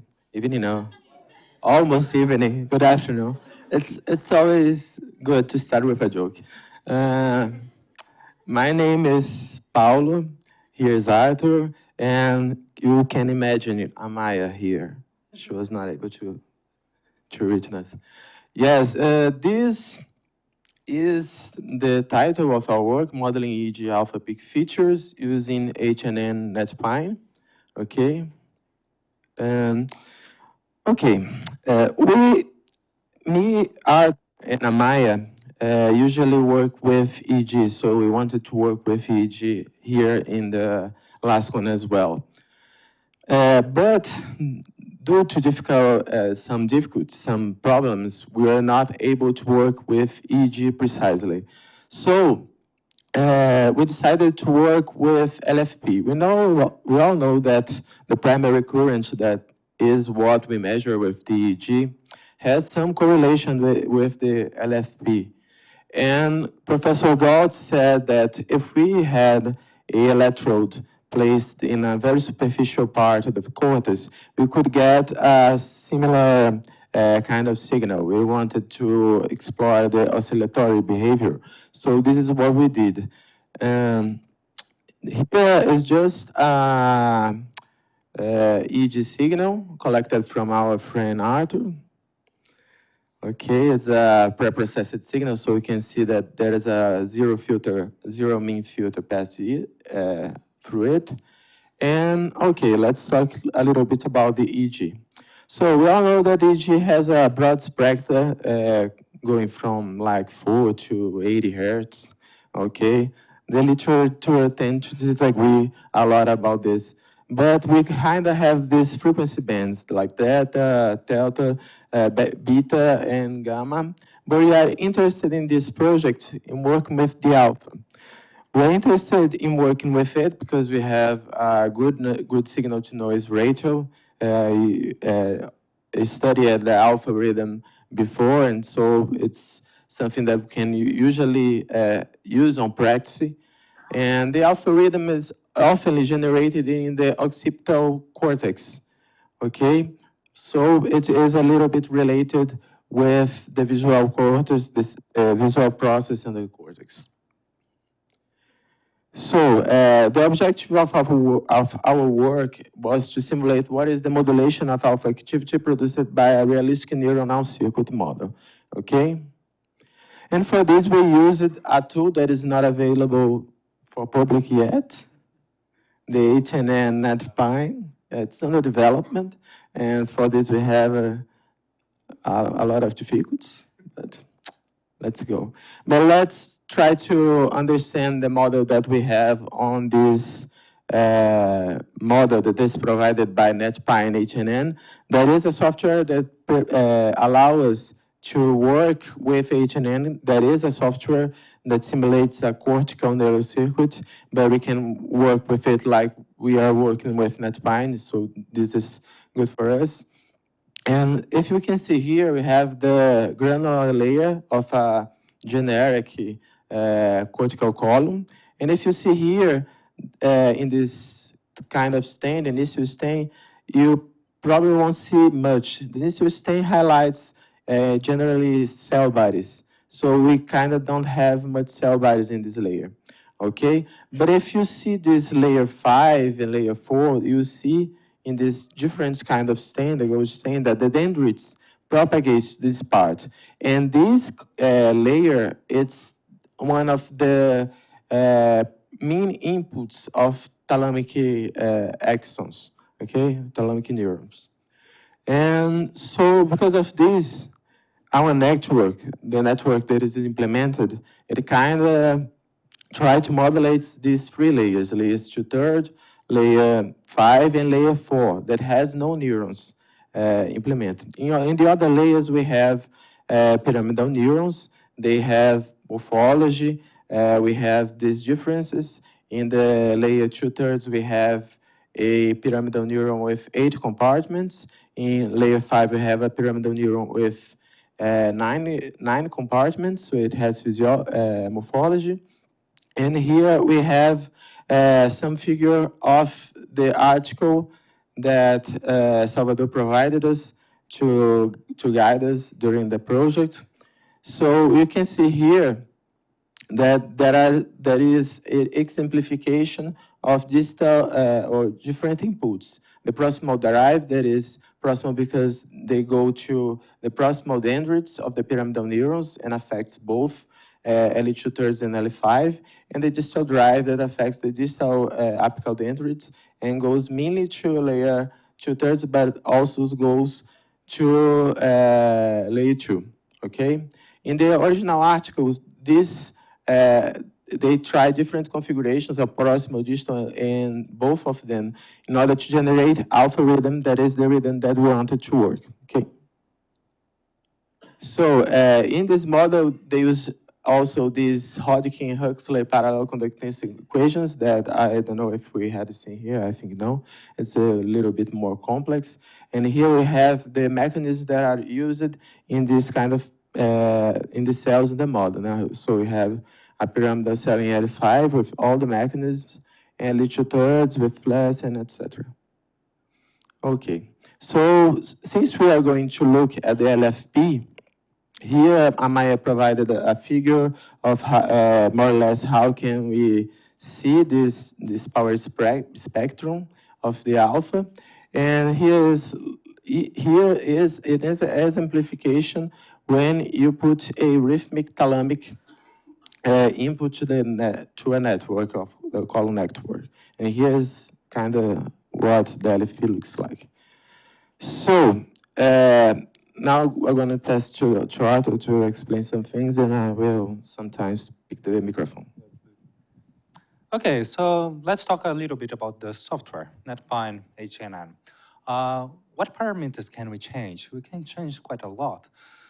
We can change the cell morphology, how it works, you know, what kind of model do we plan to choose for the cell, for the neurons. We can change, if we have patience for that, we can change the network structure. It's not very simple, but we can change how we do the connections there. we can change the synapse mechanics, and that is something that we did. And we can also change what's the external inputs that we are going to include there, and that's also something that we did. So what parameters did we change? So we first were trying to get to work with this new software. So we were trying to investigate how the network works. So the thing that we thought about changing was mainly the external inputs. What would be the background effect to the network that was there? So first, let's see what happens with both the distal and proximal rhythm input in alpha. And then what would happen if this input is only distal or only a proximal? And then we thought, what about applications of this network? So it's no secret that I have epilepsy, and I'm very glad that there were many talks about epilepsy here. And I take this medication here, sodium valproate. And what does it do? It is a GABA agonistic. And so we thought about changing the GABA synaptic weight and see what kind of effects or side effects does it have on this network. Maybe you want to talk a little bit about how?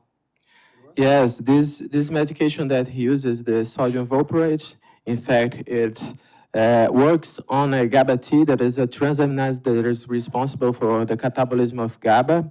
So if it is not catabolized, we have a greater proportion of GABA available in the synaptic cleft. So we wanted to do something with the network that would resemble the effects of the medication.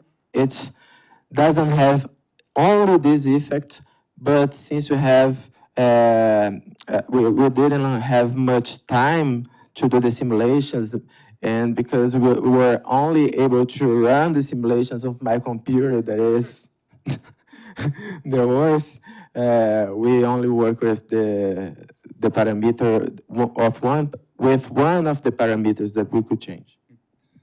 So this is a list of things that we had to change in the software to make the simulations and the results that we've got. So first, the response of the network to a uniform alpha background input in both distal and proximal components. So we've got a raster plot like this, and the interesting thing is that we placed LFP electrodes here, and we've got a signal shaped like this. And yeah, so you can see that a small bump starts to appear here in the alpha rhythm. We are mostly interested in the electrode 0. So let's zoom in the small frequency bands, and we get to see the alpha and the beta peak quite sharply there. Now, if we build a scaleogram, then we are going to see that the alpha rhythm is about constant. This is the alpha response of the network, and is about constant during the whole time of simulation. But the beta one here in 20 Hertz, well, it gets stronger, then a little bit weaker, then stronger again, and so on. So we have this variability. Now, what if we apply only to the proximal drive? First thing, you see that the train here starts to have fewer components in the layer 5. And another thing that is interesting is that we only have this kind of trains appearing in layer 5, but not in layer 2. So layer 2 is responding only to alpha rhythm, and layer 5 is producing a beta rhythm. Another interesting thing is that it is the layer 2 pyramidal cells that fire first, and the others follow. And this will repeat in all cases, right?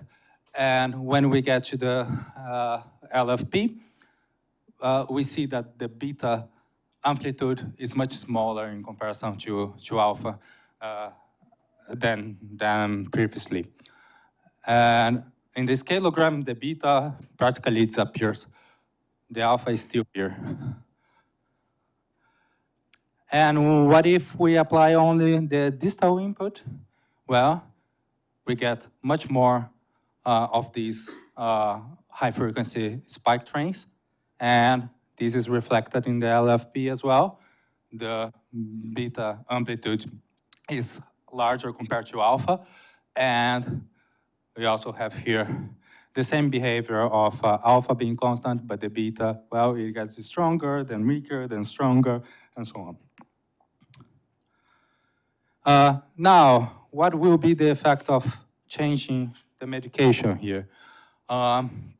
So if we think about changing the conductivity, the synaptic conductivity of GABA, so if we change by a multiplication factor of 10 or 100, increasing, or if we change decreasing, which would be a GABA antagonist, the opposite of the medication effect.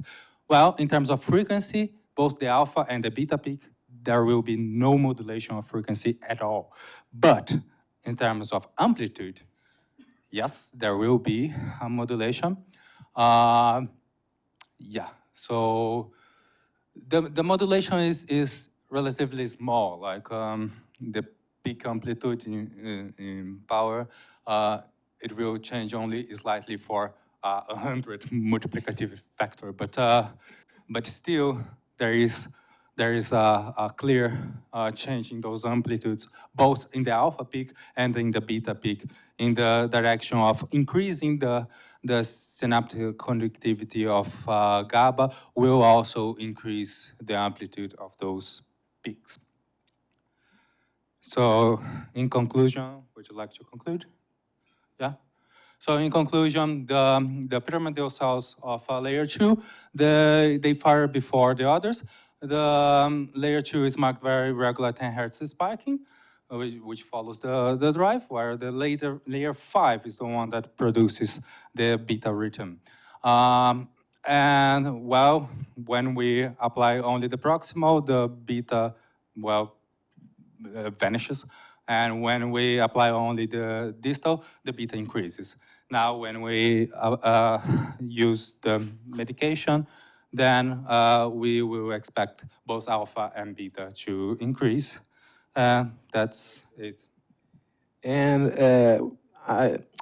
we have this opportunity to do this work, and we kind of made a naive approach in diminishing just the GABA conductance. But I think there is this opportunity with this kind of software that we can use it for like making, let's say, when someone is using that medication, we can, from now on, input data in the software and see what is the changes that we see, okay? And in a non-invasive way, we can make correlations about what changes we are seeing with the effects of the medication in each patient, if we do it properly. So I think this is a good thing, a good idea, and we'd like to develop this later, maybe.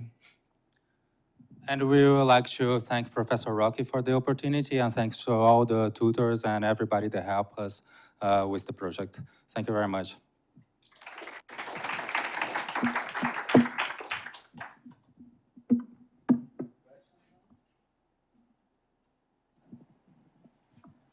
How does the software generate VLFP? What? How does the software generate VLFP? Well, I think the software generates the LFP as the LFP. Maybe I am not the person who should. It's by calculating it should be similar to the class that we had about LFP. Is by calculating what dipole electric field that comes out from one neuron and then you extend to the whole network. Yes? Did you do any study on the effect of the dose of the medication? No, it was the amount of synaptic was kind of arbitrary that we increased. It was really just to investigate what would be the effect. I believe that the amplitude would not the alpha amplitude would not be as pronounced in the sense that I don't think that the regular dose of this medication would increase synaptic conductivity 100-fold, but it would increase. That's what we were trying to obtain. The only article that I saw described the effects, part of the effects of the medication, and was a reduction in the conductance of sodium channels and this effect on the GABA transaminase. So with just this, we could not reproduce it. And the article was not a very recent one, so that did not have the measures that we wanted to. And another interesting thing is that GABA is, as was told here, is inhibitory synapse, and we are saying that an inhibitory synapse will increase an amplitude. So it's sort of the effect that Hannah told us about, that sometimes when you increase an inhibitory synapse, another part of the network becomes more active. So, yep.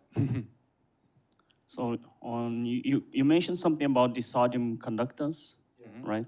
Yes, Bill has a comment that the medication valproate also changed the sodium channel. Yes. So, like, he suggests that it would be interesting for you to study the influence not only of GABA but also of sodium. Yes, conductance. yes. Because you didn't do that. Yeah. Here. Yes, just because of time. But in the beginning, when we thought that we could run this in another computer, that was not why we wanted to do this.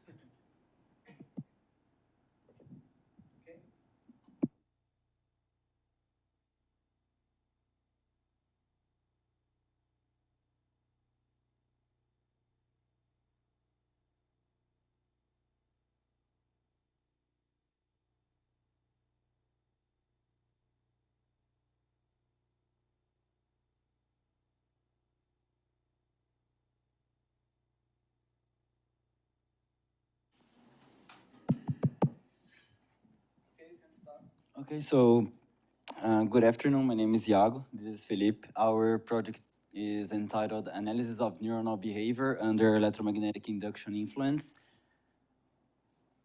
And, well, one of the ways that neurons interact is based on electromagnetic induction. And where the current of a neuron induces the current in another neuron through electromagnetic induction. So one of our goals is to analyze the effects of electromagnetic induction on neuronal behavior using the logistic KTZ model and the Fitzhugh-Nagumo model. This will be done for a single neuron, a couple of neurons, and then in a neural network. We based our project in this paper, Electromagnetic Induction on a Map-Based Action Potential Model, where the same analysis is carried on, but for the Hindmarsh-Rose model and also for the KTZ model. So these are the equations for the logistic KTZ model for a single neuron, where X is the membrane potential, Y is a recovery variable, and Z is a slow dynamical variable. We then added the equations for the magnetic flux, phi, and the induced current. The induced current is then inserted in the membrane potential equation to characterize the influence of the electromagnetic induction. The important thing here is the variable K0, which turns on or off the induction. When K0 is 0, the current induced is 0, and then we have just the normal dynamical behavior of the model. So when K0 is turned on, we change its value different from 0, then the magnetic flux starts to influence the membrane potential. So these are the results we obtained. Up to a time step of 1,500, we kept K0 equals to 0, so there was no induction, and we had in the membrane potential a behavior of slow spiking. Then after we changed the value of K0, the behavior of the spiking changed to a subthreshold oscillation. Now, we did the same analysis, now using Fitzhugh-Nagum model. This model have two equations, where X is the membrane potential, W is the recovery variable, and we have these two equations for magnetic flux and induced current. And this is our results. When K0 is 0, the induction current is 0, and we have the behavior, slow spike behavior. When K0 is different from 0 in 200 milliseconds, we have a change of behavior. We have a subthreshold oscillation.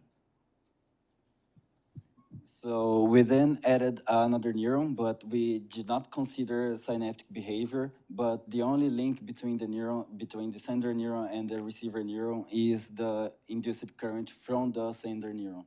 So the set of equations is the same as previously, but here the induced current is just on the sender neuron, and it depends on the flux generated by the current flowing in the sender neuron.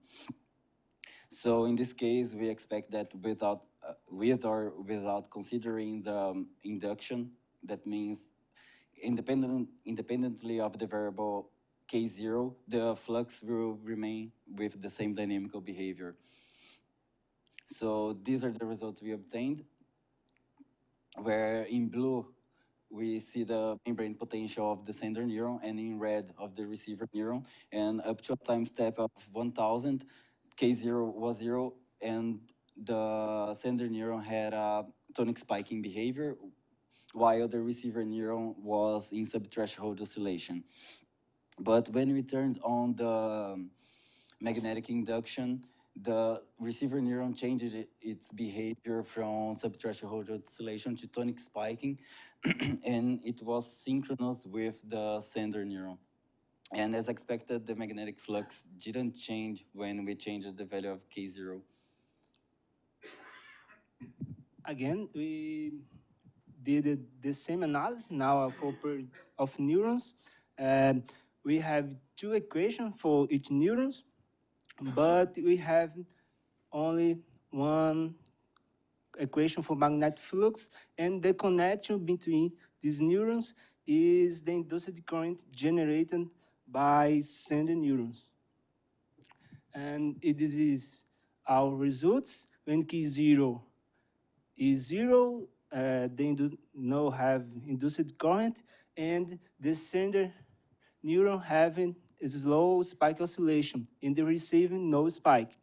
When K0 is different from 0, we have now both neurons have the behavior slow spike and having antiphased synchronization.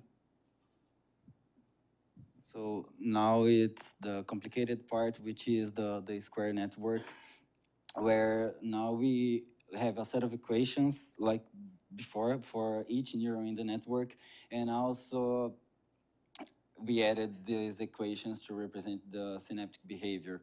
Cij is the postsynaptic current, and Hij is the auxiliary variable. The subindex I represents the presynaptic neuron, and the subindex J, the postsynaptic neuron.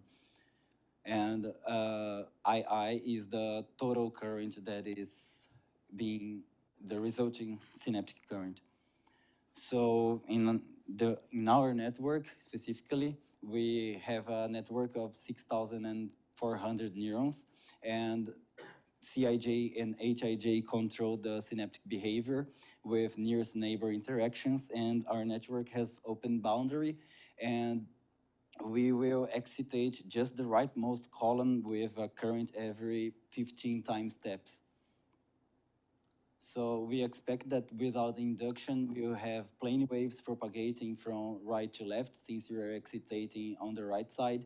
And in this color plot, the colors represent the membrane potential of each neuron in the network. And with the magnetic induction, we expect that as time evolves, the waves will start to propagate as spiral waves. We have some videos so we can show the time evolution.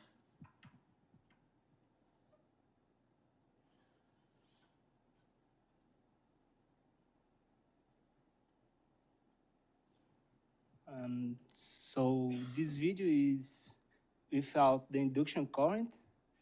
We expect to see the propagation of plane wave. This is our simulation. And we put external current in this column. After many steps, nothing changed and becomes stationary.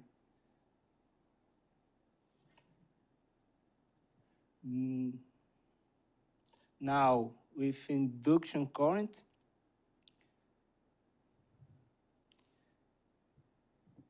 we have plane wave propagating, but after some steps, the wave becomes curly. And we have spiral behaviors. We can see that the spiral, the wave curly at around a fixed point. This fixed point is called rotor.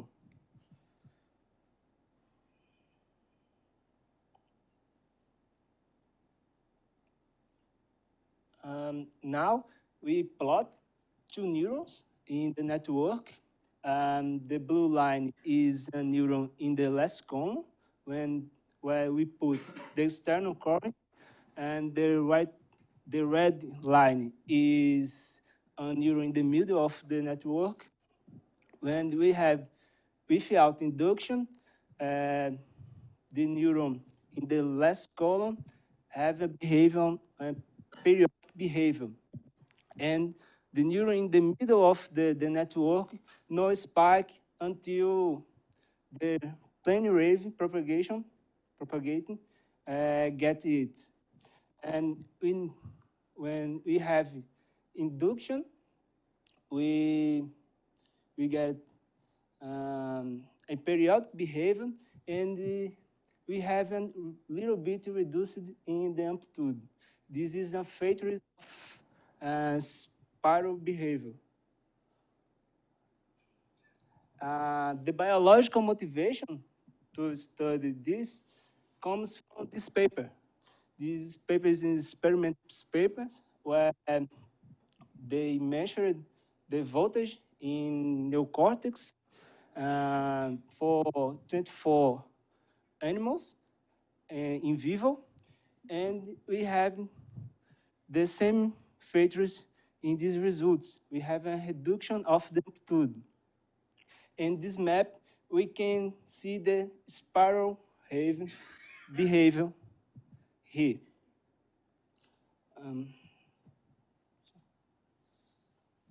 Well, to conclude, unfortunately, we could not find on time the correct parameters to replicate our network in Fitzhugh-Nagumo model.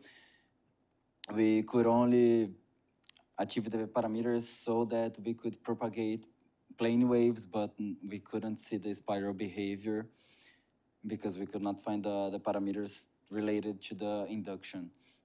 But this project allowed us to observe the effects of electromagnetic induction using the KTZ and the Fitzhugh-Nagumo models, and also to discover the possibility to model spiral waves through the electromagnetic induction.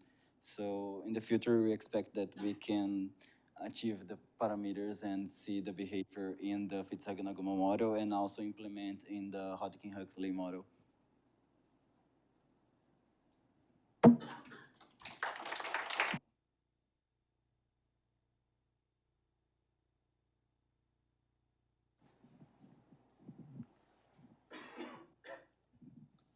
So I have a first question. So the result of the spiral wave with the square network was already present in the model you tried to reproduce, or it was your idea to take No, the no, square no. network? It was in the paper also. It was also in the Yeah, paper, yeah. okay. And then you were making the parallel, but the paper was just with this KZ neuron. It didn't have the Fitzhugh-Nagumo. No, no. In the paper, they did the same thing, but with the Hindmarsh-Rose model. Okay. And then you were proposing as a motivation for your spiral wave these... the presence of spiral this waves neuron in the 2010 paper. neocortex. Yes. So they must propose a mechanism for the origin of these waves, which most likely is not your inductance-based coupling. So do you have some idea of what could be the mechanism that they were proposing there as a candidate mechanism, and which one could be the more plausible to explain these parallel waves in vivo?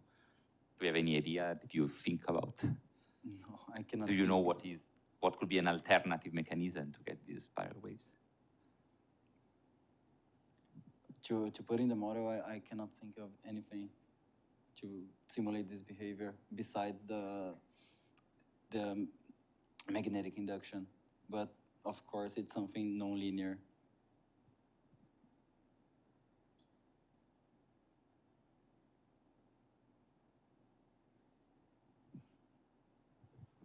When K0 is not 0, it's how large? Sorry? When K0 is not 0, how large is it? 1. Just in one case in the paper, it was 0.9, but it wasn't in the cases we showed. Just when it changes the behavior from fast spiking to burst spiking.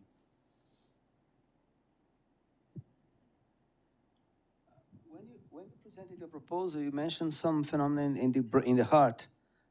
Today you didn't mention anything. You went to neocortex. The initial motivation was model in the heart. Why did you change?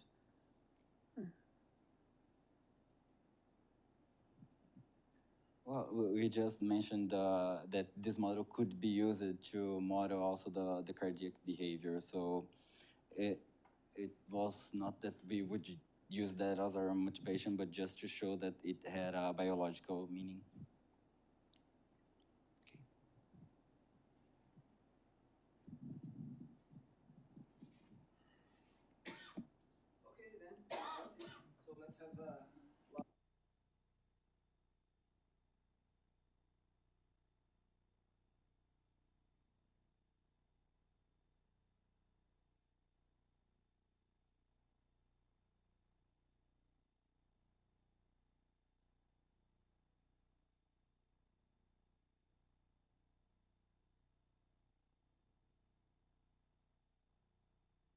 Hi, ma'am.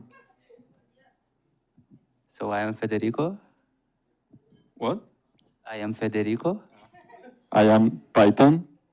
I am Nest. We are Bye, Nest.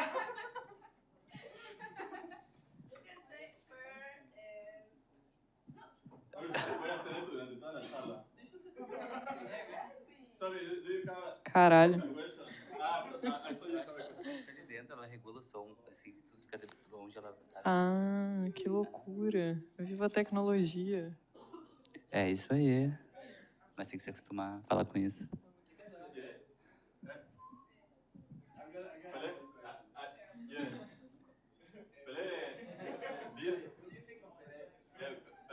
Pelé?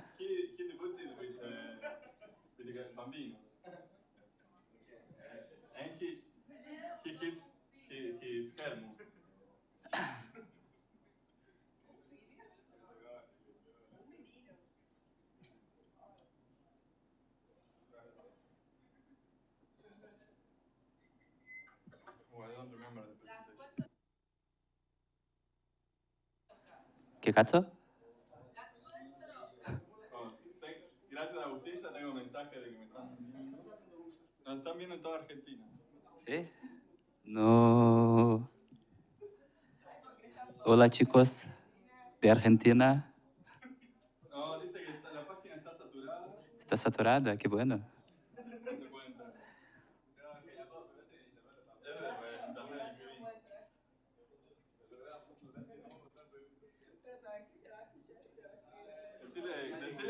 Decirle que manden preguntas por YouTube.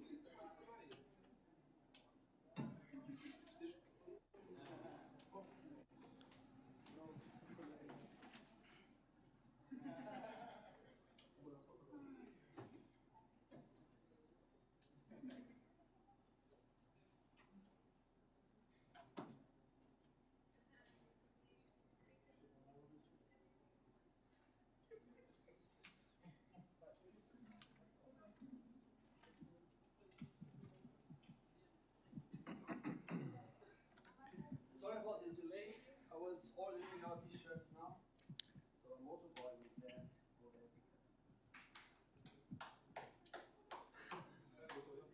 Está al revés.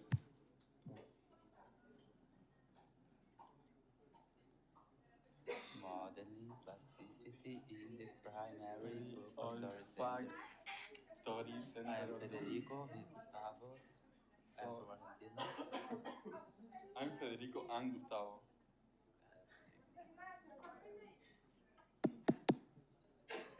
Ay, comí muy de golpe. So do we have, pongo los cronómetros? Ah, sí, ponte el cronómetro. Porque mi celular no se...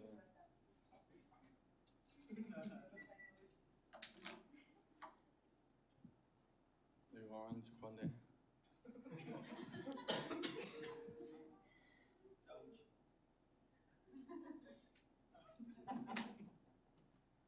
¿Se puede?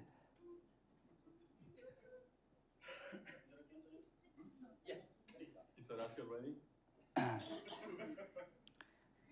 Okay, hi everyone, my name is Gustavo, I'm from Brazil. He is Federico from Argentina. Our work is called Modeling Plasticity in the Primary Olfactory Center of the bee. So, what are we going to see today? First of all, why bees? Actually, this is a really easy question because Fede works with bees, but the bees are really interesting animals with really complex behavior. But Fede has, I don't know, knowledge and data about the bees, so it's an easy choice for us. Second, how is the primary olfactory center of the bees, the circuit that we are modeling in the project? Then our objectives and the main question that are leading us in the work. Then our methods and simulators used in the project. And finally, the results, conclusions, and perspectives. So the honeybee is really a good model for studying learning, memory, sensory biology, and other things also. And that's partly because of it's really accessible to do behavioral experiments in the lab or in a more natural environment, or physiology experiments also. And of course, it is also kind of easy to modulate because the brain of the bee is more simple than the other animals. And because we have a lot of experimental data available, and it's easy to generate new experimental data, we can have like feedback for our modeling, and the model also can explain like the intrinsic changes in the brain in several processes that happen to the animal. Oh, it's one of them. So basically, the network that we are going to model and to study is the olfactory network. It's a sensory network, and so it has an input that there are the olfactory receptor neurons. These neurons, every neuron expresses one type of receptor of the 160 that are available. And what is more, all the neurons that have the same receptor converge in the same part of the brain, in the antennal lobe, and they form like an anatomical structure called glomeruli. In the glomeruli, they are going to make synapses with the projection neuron that is the output of the network. And in between this, we have like the computation of this brain, the center of the brain, that is given by the local neurons. We have like lateral local neurons and global local neurons. The global local neurons are inhibiting like a larger part of the network, and the lateral local neurons are inhibiting like some glomeruli in the network. So this is basically the network is a really simple network, but it has like an interesting plasticity and modulation.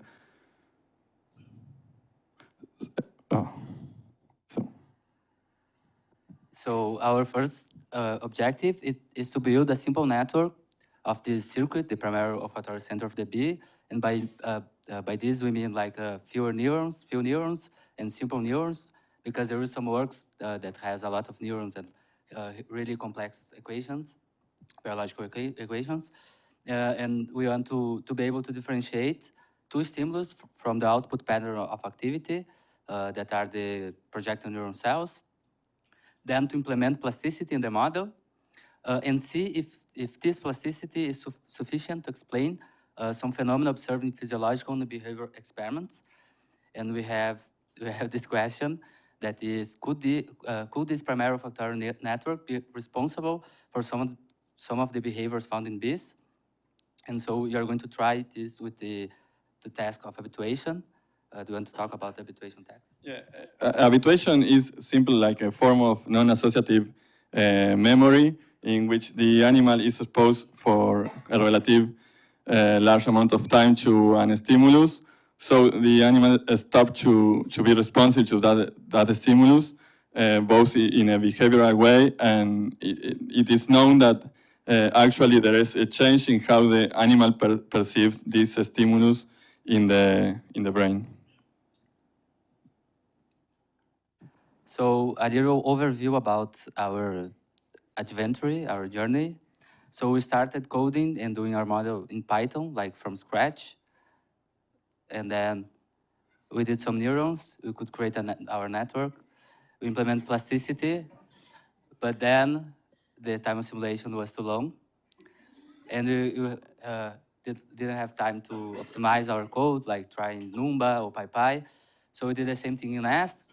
After some ups and downs, we achieved 1 second of simulation really fast for the same number of neurons we were doing from scratch. Our neural model is really simple. It's the leak integrating fire neuron. I think the guys already told you in the summer school about the plasticity.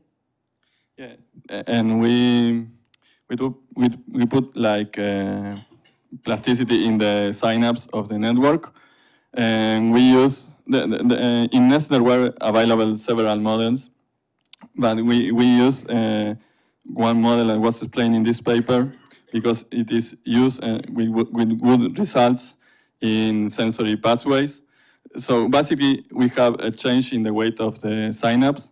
That is when there is a learning rate. That is, it will be a constant, and basically the weight of the connection will increase when the spike of the pre and the postsynaptic neuron are coincident in time. And there is a term in here that is constantly decreasing the weight of the synapse. So it's a really simple model, but I think we get results from that.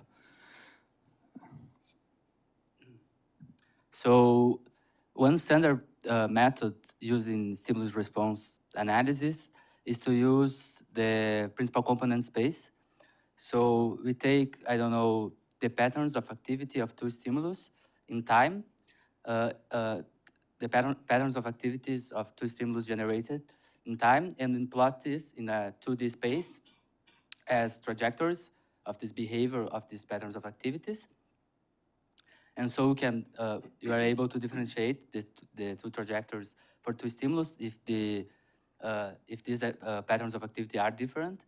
And we can also try a mixed stimulus and see where this trajectory will be, probably in the middle. And we want to see what the plasticity would change in these trajectories after we do the task. Yeah. So these are some of the parameters that we use in the network. We simulate 20 glomeruli, and in each glomeruli we have like 8 olfactory receptor neurons converging to that glomeruli and activating all the neurons in the glomeruli. We have, for each glomeruli, 2 global local neurons. So in total, there were 40 global local neurons inhibiting the network. And we have in each glomeruli 20 lateral local neurons and 3 projection neurons. So we try to kind of conserve the ratio that is found in the animal. Obviously, in the animal, the numbers are larger, but we maintain the ratios. And of course, and all these connections happen with a certain probability.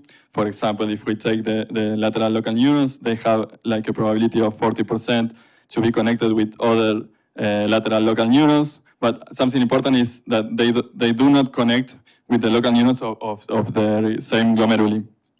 So they are inhibiting other glomerules. And so all these parameters, they are not known totally.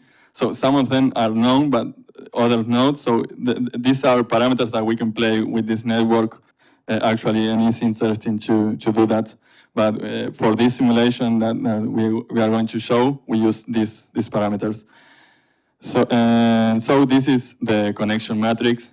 These are the presynaptic neurons, and what are the neurons that they are connected to. For example, this group are the ORNs. The red synapses are excitatory, and the blue ones are inhibitory. So this is the connection matrix. And for example, this large group here are the local neurons. If we see the diagonal, they are not connected with the local neurons of the same glomeruli. And we are going to see how this connection changes because of the experience of the animal. And so first, before we show the experiment that we did, this is like an example stimulus. The blue neurons are the olfactory receptor neurons. So we have like 3 different stimulus of 1 second. And each of these stimulus activate like a different group of ORNs, and so different glomeruli. And these are the lateral local neurons, the projection neurons, and the global local neurons. And something that we can see is that there is noise in the system, and when there is an stimulus, the inhibitory neurons like kind of turn off all the rest of the neurons, so the signal to noise is increased. And now we are going to show the experiment that we did. We wanted to generate habituation in the animal. So we had to expose the animal to an stimulus that lasts in time, a certain amount of time.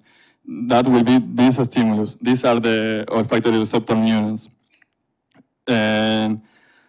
But first, we add like some stimulus to know what is the normal activity before the habituation. So we hope if this is the stimulus A, this is the stimulus B, this is the mixture of both stimulus.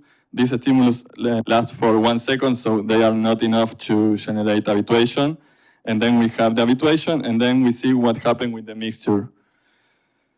And well, the rate of the neurons are also like biological rates, so we are good with that.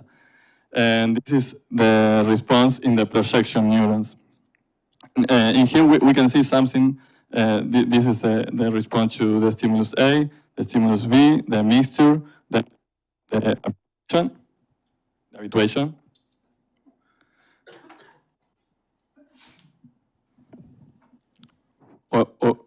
This is the habituation, and then there's the mixture again, and we see that we kind of see something. Now we are going to see it better in another graph, but we see that now these neurons should be activated, but they are not. This is the spike of the whole antennal lobe.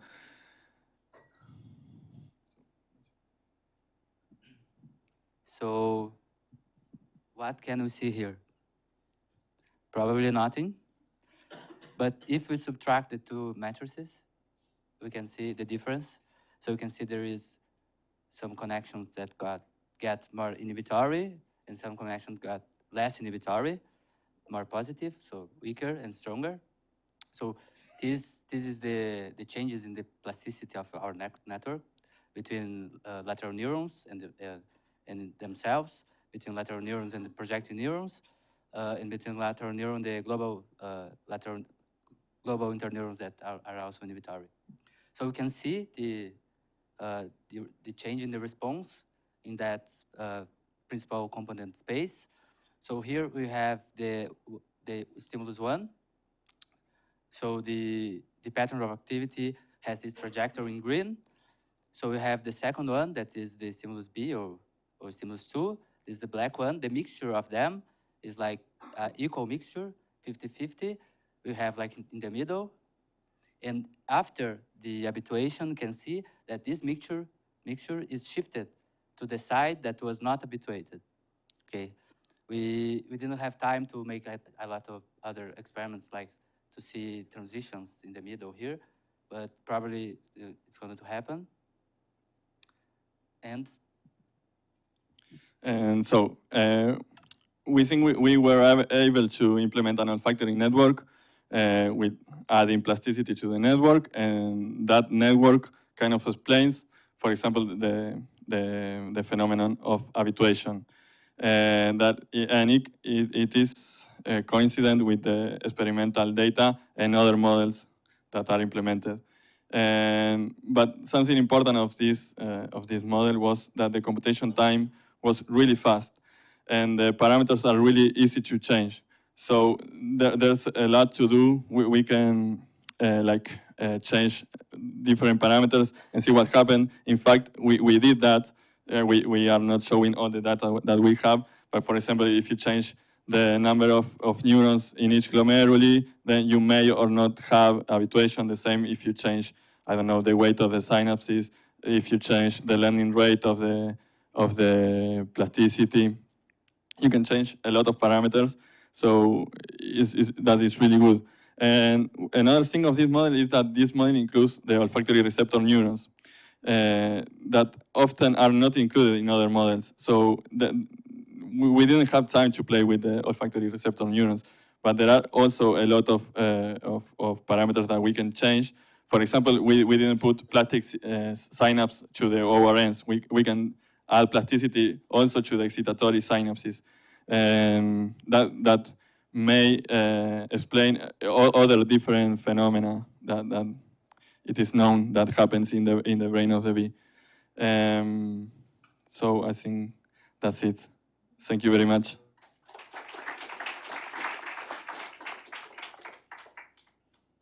Questions?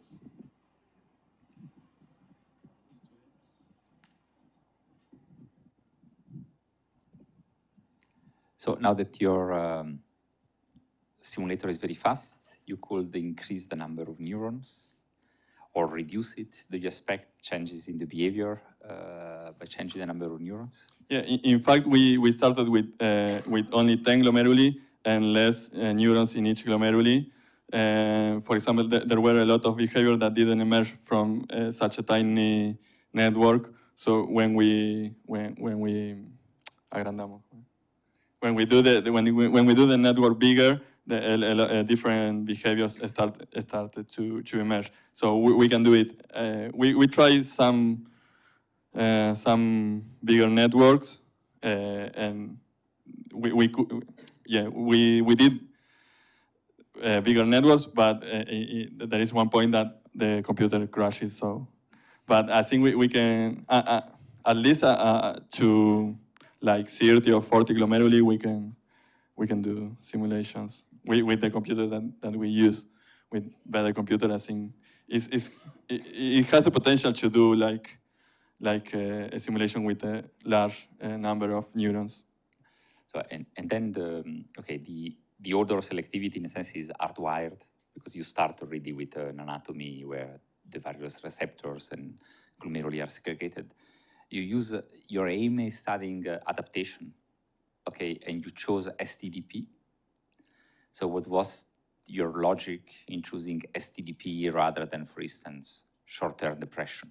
Yeah. If the aim of the study is studying adaptation. Yeah, in fact, we start to explore the different model that, for example, Nest offers, and we read the literature searching for different models, and we use this because we saw that it was used in sensory networks, but actually we want to try different, like short-term plasticity or another types of FSTPD, for example, with neighboring restrictions and that kind of stuff. Yeah, and there are a lot of processes that we can aim to study, like learning processes, but for classical conditioning learning, we need, I think we need a different kind of plasticity. But yeah, it was kind of easy to implement in Nest. We didn't have the time to do all that for this presentation, but we want to keep working in this model.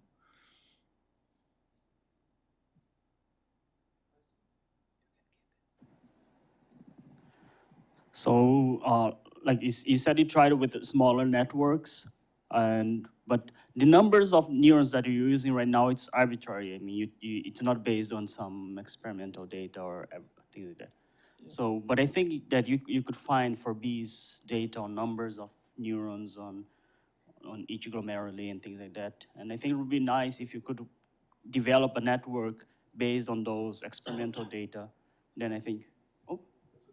The numbers? Actually, there were a lot of models that use less neurons than the number that we use, because there were more complex simulation with the morphology of the neuron and Hodgkin and Huxley models, not integrate and fire. But and those networks are also good for studying a lot of things. But there are a lot of behavior of the network that emerges just from the connectivity of the network.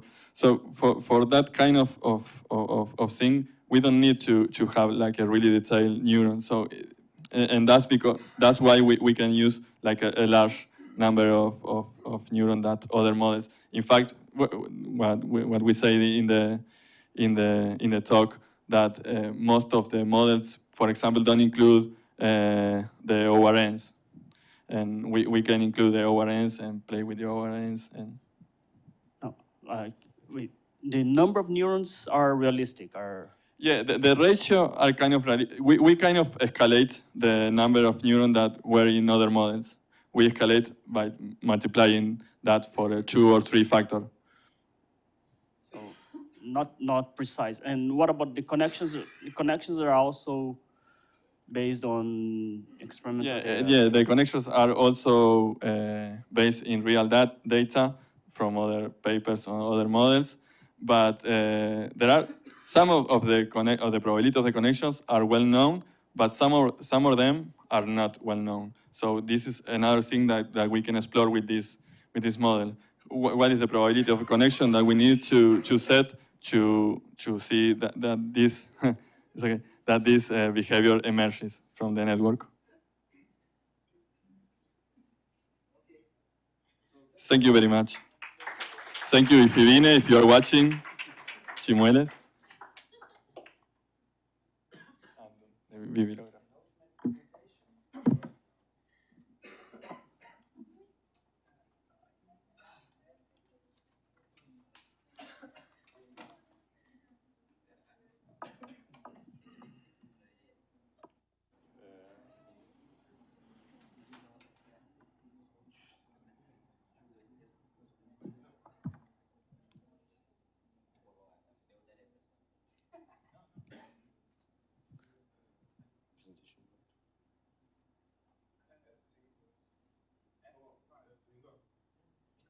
All right. Hello, everybody. Thank you for still being awake. We're almost there. Hold on. I mean, it's been great. It's been a great month. It's been a great experience. My first time in South America. Thank you all, guys. It's been thank you for the organizers, and thank to all of you. You made this experience really fun. Exactly. Thank you. Thank you. All right. Well then, decoding synapses. Why decoding synapses? I mean, many people here have been talking about plasticity. The sort of plasticity that we've been interested in is short-term plasticity, so the kind of plasticity that actually affect synaptic transfer. As a matter of fact, we focus on these, two competing processes, depression and facilitation, that actually cause synaptic transfer to be history-dependent on presynaptic activity. And the reason why we did so, I mean, what we're really interested in is trying to devise or design a method capable of a generic description, if you wish, of synaptic transfer, capable of capturing this time dependence, this history dependence, in a generic way, meaning that from any given input, this method could be capable of predicting any possible outcome in a fashion that's an approach which is quite close to the coding method that's used for, to reconstruct the input of a neuronal firing pattern, for example. And well, here are just some examples of why short-term synaptic plasticity should be taken into account and could have effects even at a larger scale.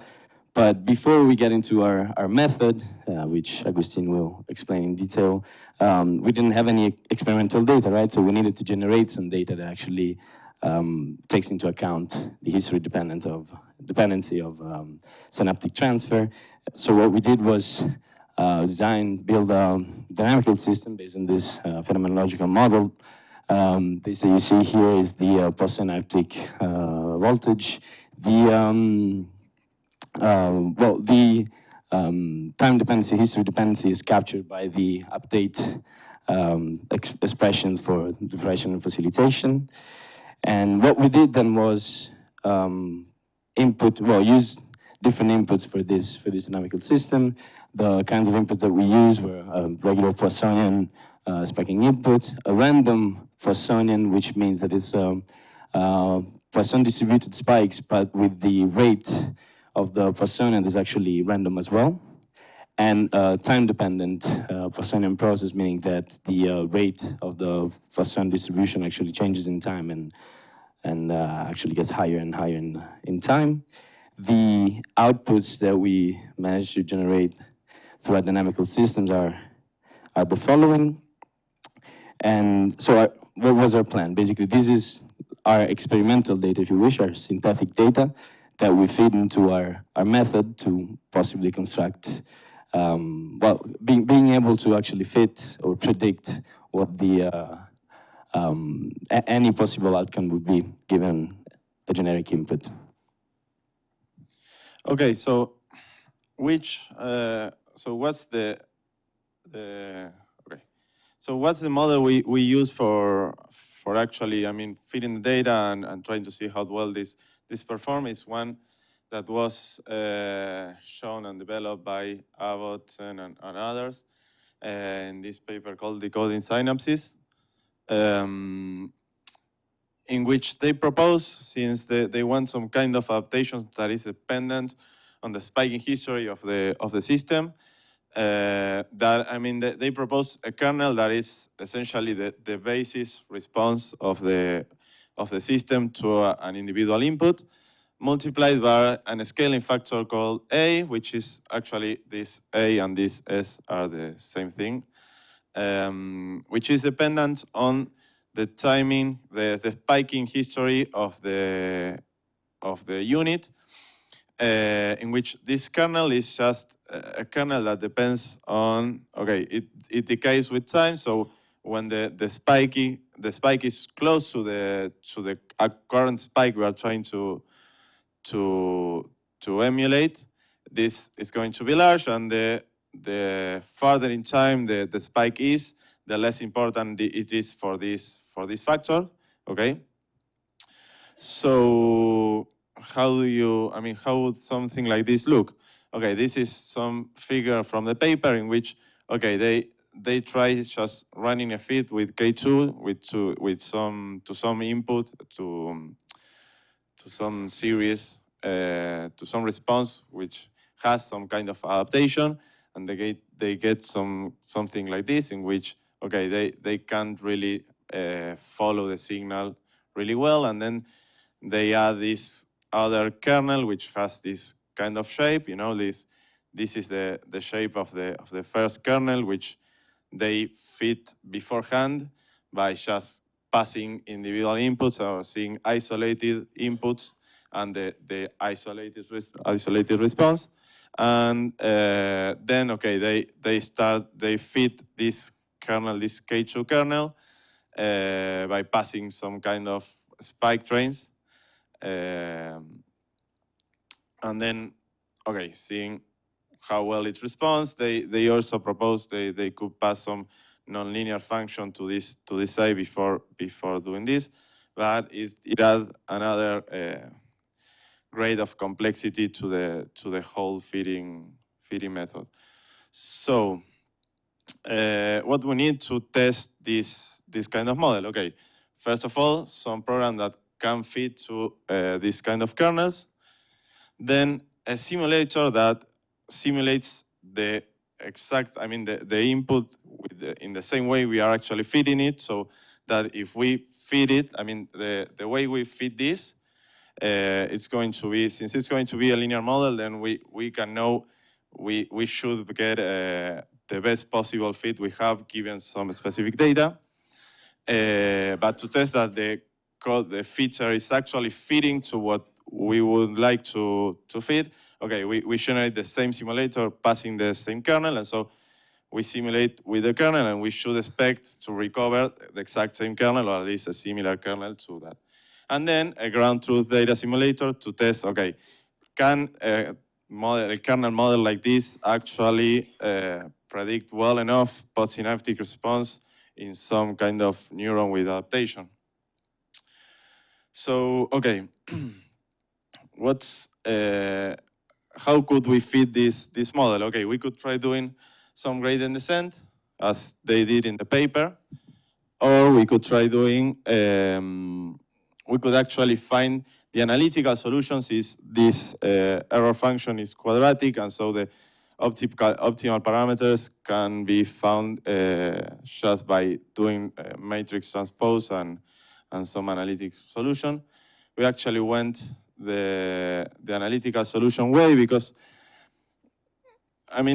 in some cases it may be better, in some cases it may not, but we wanted to actually get at least the best possible results, at least in a more theoretical way. Maybe you could run into some numerical issues when finding this optimal error, but maybe it's a different history, a different story. So, okay, we then use different input currents, as Nico told you.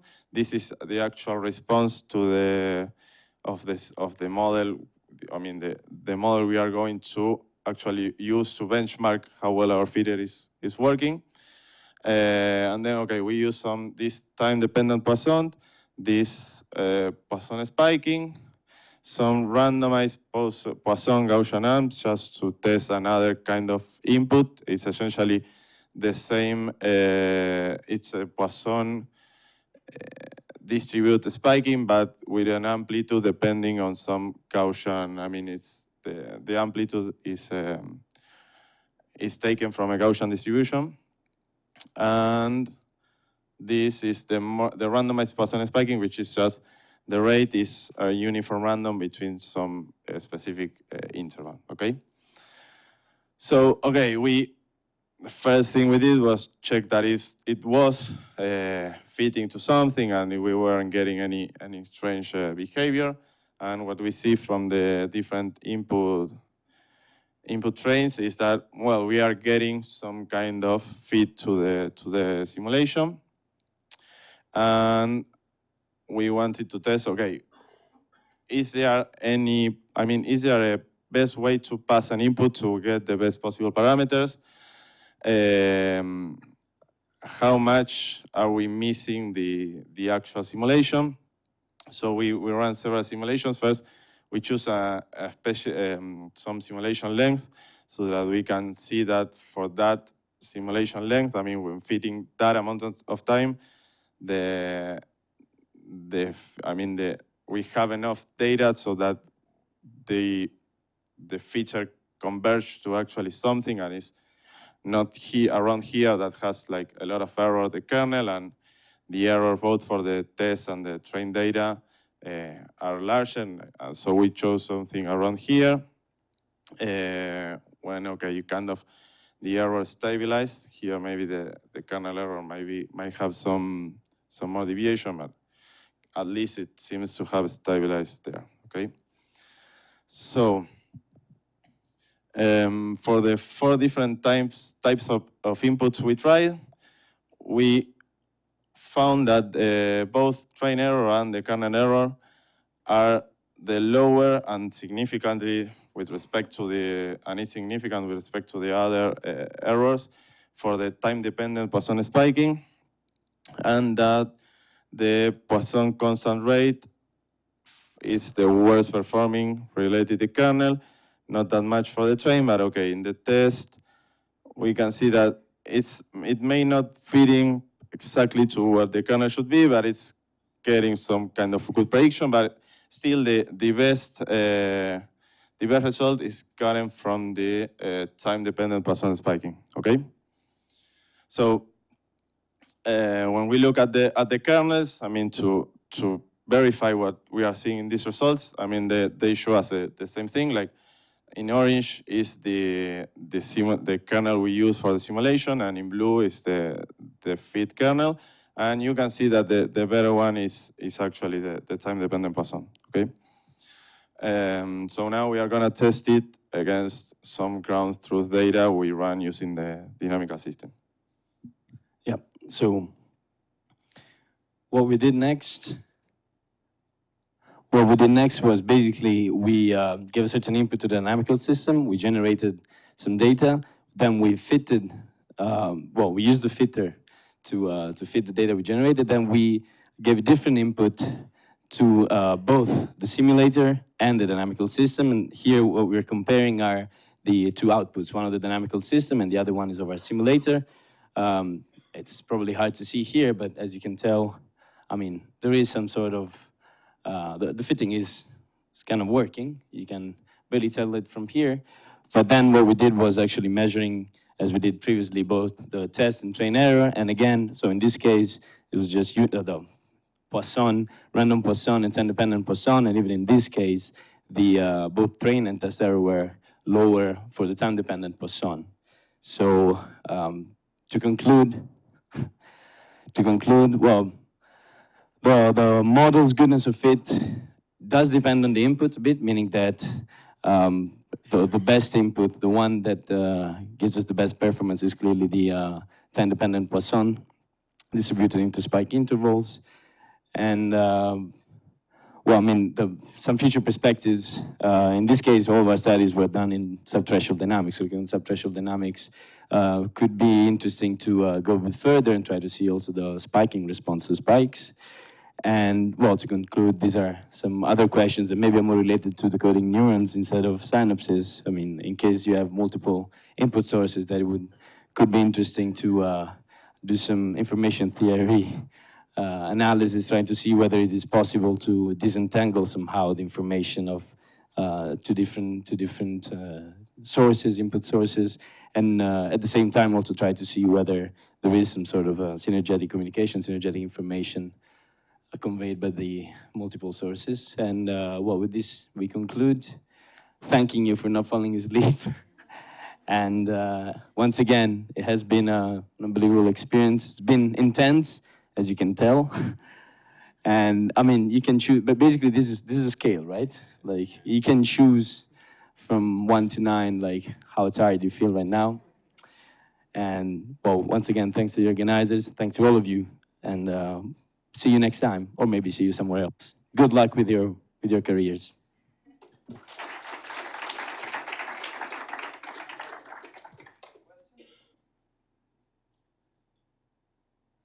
Horacio?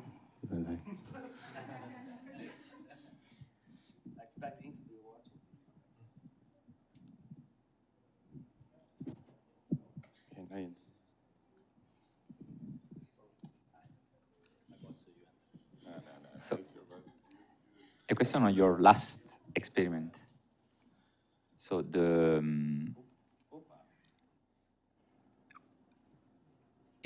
is not there some circularity here? Because the model that you use as dynamical, ground truth dynamical system and the model you use to make the training is the same. So can you comment on the this? dynamical system and the model use? No, they are different models. I mean, that's one of the things. First, when we are actually fitting to the exact same model, even in that case, I mean, you can't get the exact simulation, you know. But this one, which was simulated with a dynamical system, and then fit with the kernel model, they are not equivalent models. I mean, we haven't do the math. I mean, there is like a lot of math you could do with comparing the models and actually seeing in a more theoretical way. Then probably maybe I missed what you call the dynamical system. Then. Okay. So this is the kernel model we use to feed data. So we feed this K2, and the dynamical system was this one. Okay, but your data come also from this one. Our data. The data on which you fitted your kernel model come also from. The first one, I mean, for the first one, we feed and simulate with this data. Ah, okay. But to check that our model was actually feeding and not doing anything, whatever it wanted, because we had some kind of bug in the code rather than not being able to feed. One further analysis that could have been done when we got here, but then we gave ourselves an answer to these questions. Basically what we're doing here is like, yes, we're changing the parameters in the input. So basically what we're doing is we're feeding the fitter and the simulator, we're fitting the K2, if you wish, on the data generated by the dynamical system. And then what we're doing is we're feeding a different input, but of the same kind, in this case, to both the simulator and the dynamical system, and we compare. What could have been done instead was, once we have done the fitting, try with that kernel to input a different kind of distribution. But then our answer was that since this was the analysis, and from here we could already tell that actually the time-dependent kernel, the kernel fit with the fitted by, with the time-dependent Poisson was so optimal that probably still the results would have been the same. Like still the best fitting would have been in the case of the time-dependent Poissonian as an input.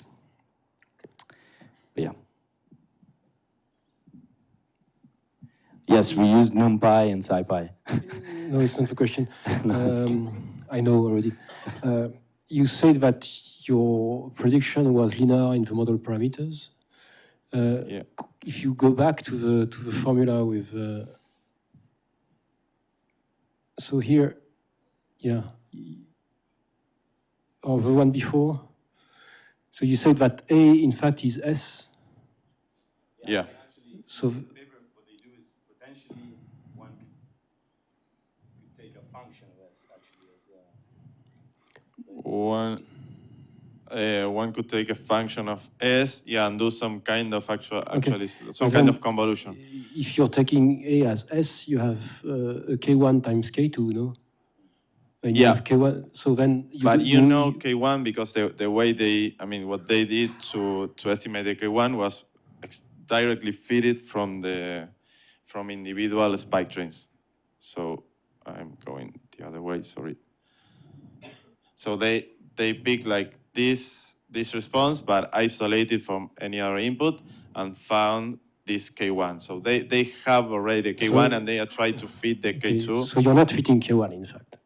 You're not fitting K1. You are not fitting K1. No, you have K1 from beforehand. Yeah, yeah. If not, it wouldn't be a linear system. And so then, what's the parameters you have in K2? K2. Well, K2 is essentially some kind of decaying function, and then it depends on the time distance between the spike time you want to calculate the adaptation value, right? Which is this one, and the spike time you are counting here. So this is a summatory, of points that are around here. But I mean, so what are the parameters of K2 that you get from the data? It's the time constant or it's the amplitude? No, we generate we discretize the function. I mean, we select, I don't know, let's say we think this kernel lasts for 2 seconds. So we discretize 2 seconds and we have bins, and then... Okay, you make a piecewise constant estimate. Okay. Yeah, exactly. Piecewise. Yeah, totally. Okay, so we don't have time for any other question. Is there any question there? No? Okay, so...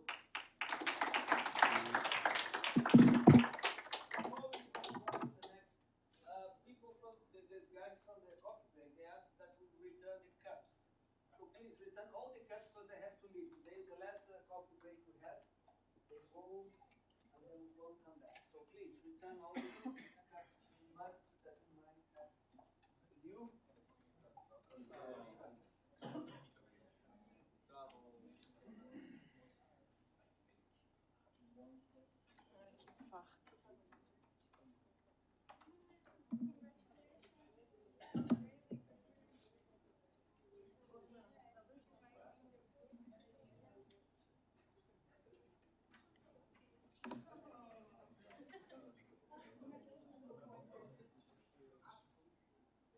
Tipo, esse aqui é o pointer. Tá, muda de slide. Enfim. Não, deixa eu ver que eu também achei. Ah, descobri. Isso aqui eu pago R$10.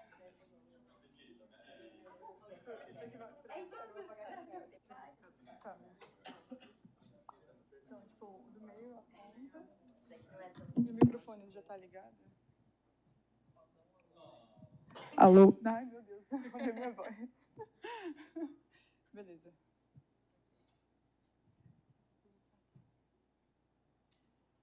Okay, can start. Hello, guys. My name is Ana, and she's Laura. We decided to do the modeling of the mountain cell in zebrafish, and for the next few minutes, I'm going to explain why we've come to this decision for the LASCON project.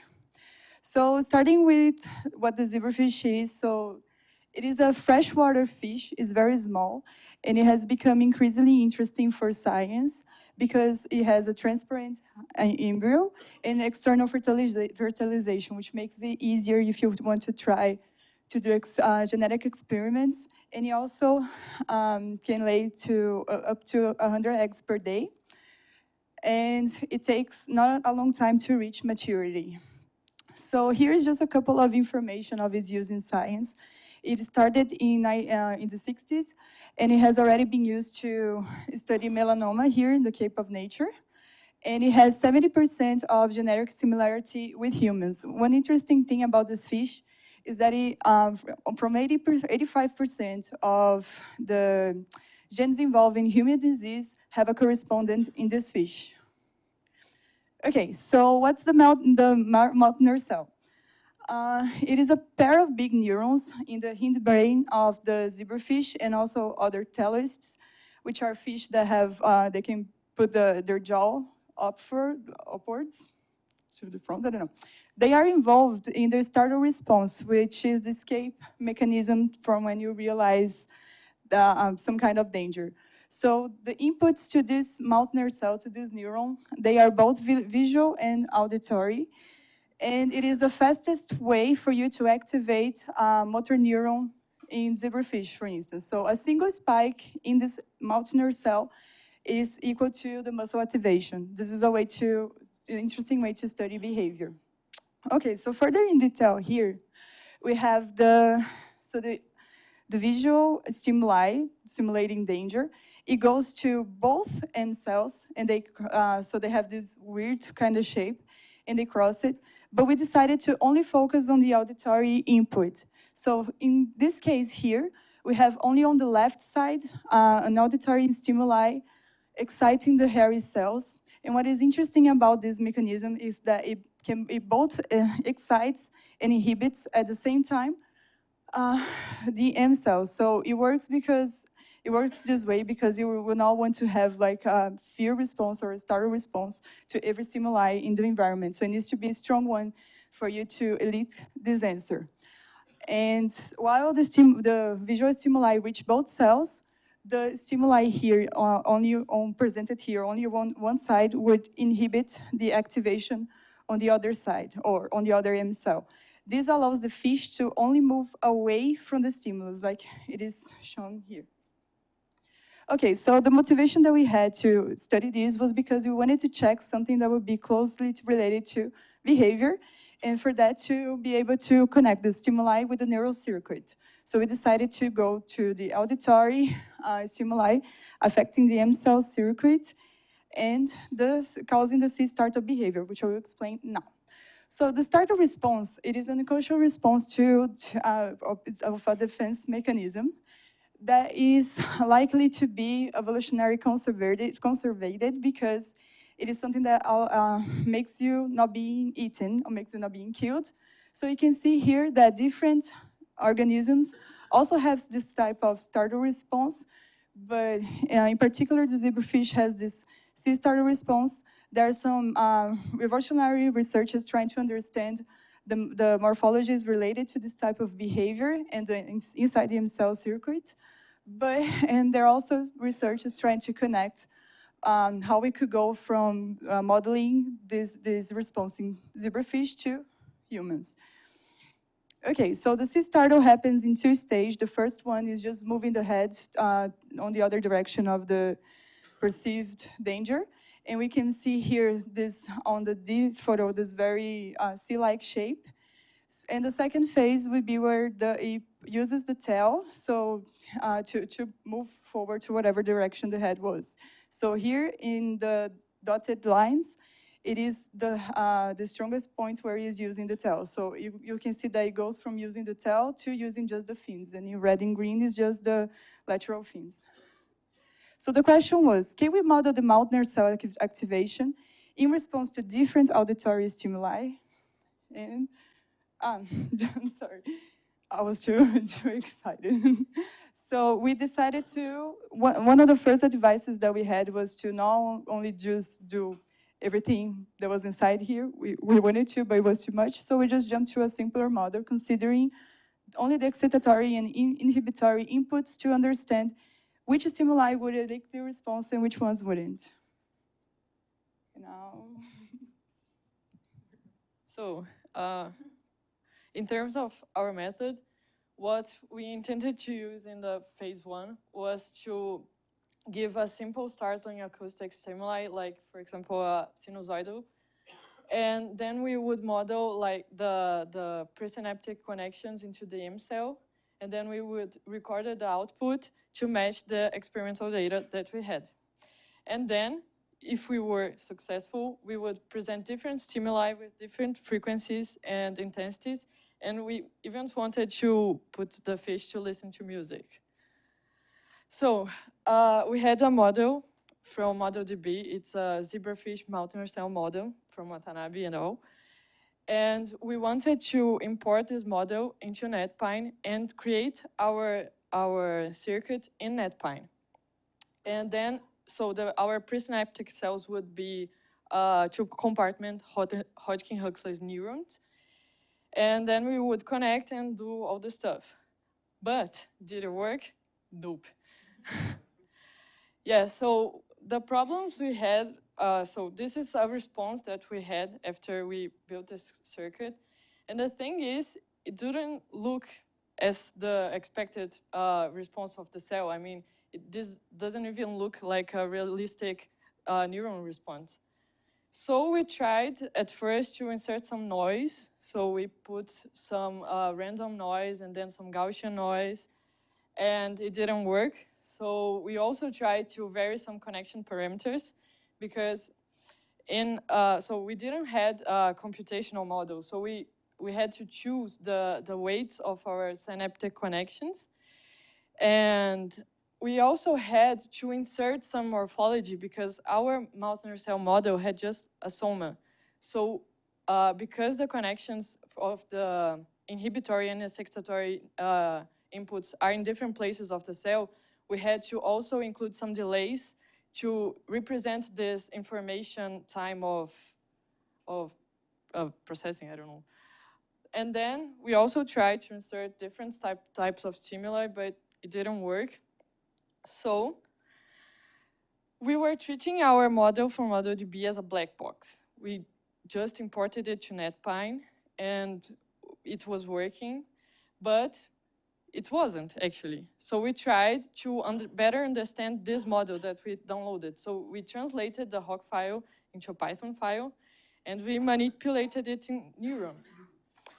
And the thing is, when we did this, we learned that our model wasn't just an M cell. We had also, in this model, the presynaptic influence of the neurons. It was already there, because the model was built to construct, to reproduce some responses, some specific responses of the M cell. So it already included the presynaptic neurons. So what we tried to do then was to insert unstartling acoustic stimuli and see how this thing would respond. It kind of worked. Here you can see we have this experimental data from Medan et al. And these recordings were made in vivo. And here we have like a stimulus that is varying its frequency over time. And then we have the postsynaptic potential. And we can see that the postsynaptic potential, it reproduces the frequency of the stimulus, but it also appears in other frequencies that are higher. So we tried to simulate it. We put a stimulus in 150 milliseconds, and our stimulus was increasing in frequency too. And here we can see that the response of the cell was mainly here, but we also have responses in higher frequencies, kind of reproducing this plot here. So this is the actual cell response of that stimulus, and it doesn't look as awkward as the other one. So it was nice. But then we tried to simulate another effect. So here we had like a pre-pulse. It's a warning. You give a warning to the fish. And when you give the warning, the response to the actual pulse that you want to give to produce the startle, the response, decreases the intensity here. So you can see with no pre-pulse, you have the higher intensity, and as you give the pre-pulses, it goes down. But in our model, despite the presence of pre-pulse or whatever, the response was the same. So it wasn't actually working. But then there's the question, was this our fault because we did this translation and could we have missed some parameters or stuff?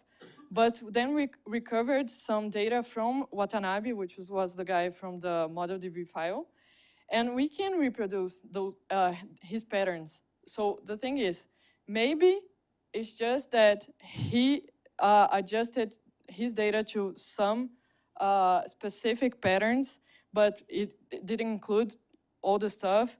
Maybe it was something that, I don't know, the parameters weren't the real values. They were just adjusted to fit something, and we were inserting something else. But the thing is, we learned a lot.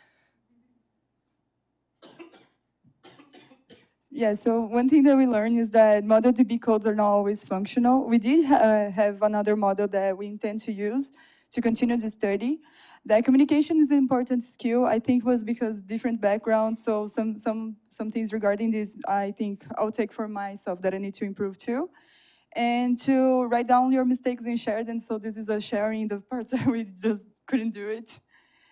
And also the perspectives here is that we can work further with the hybrids, go from simple to complex, not the opposite, keep trying. And also here is just explaining the importance of studying, having such model, And here it is an example of Pantoja, which is my co-PI, can I say that? Okay, co-mentor. I'm not very close to the subject, but I took some interest in it. And he's studying individuality and kind of going against the flow of understanding behavior as an average of a population. So you can see here, each point here represents the startle behavior. And it was studied using this device. And you can see that when you have like a long distance, a long interval between the stimuli, you can have more chances of fish responding.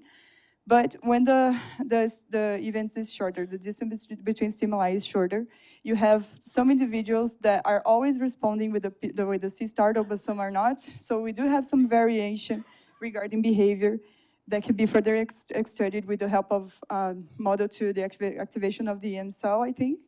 And also with the help of technology that we can automate the studies of behavior. This is just a photo of the laboratory we have at my university showing like a lot of fish in a small room.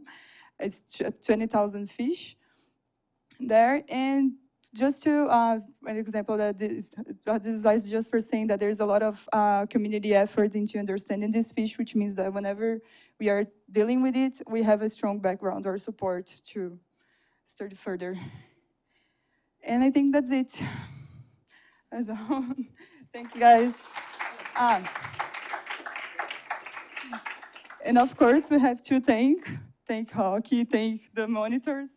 Do you want to say so? Yeah, guys, thank you for your attention. We are tired, want to go home. Yeah. After party tonight? Yeah. Sure. We'll go party. Wait, there's a party? Okay, questions?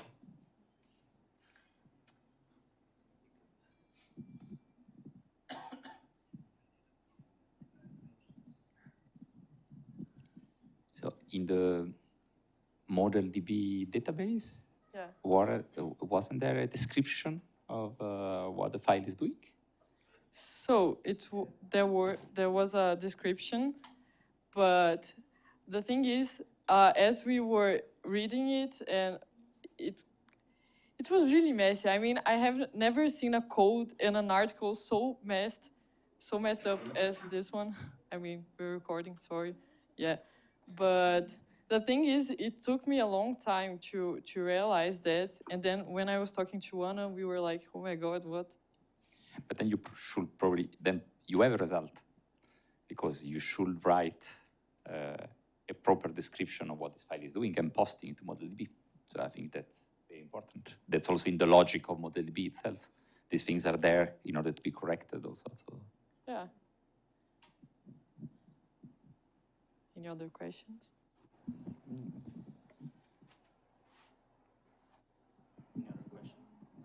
Everyone wants to go home, so that's it. That's all. Okay.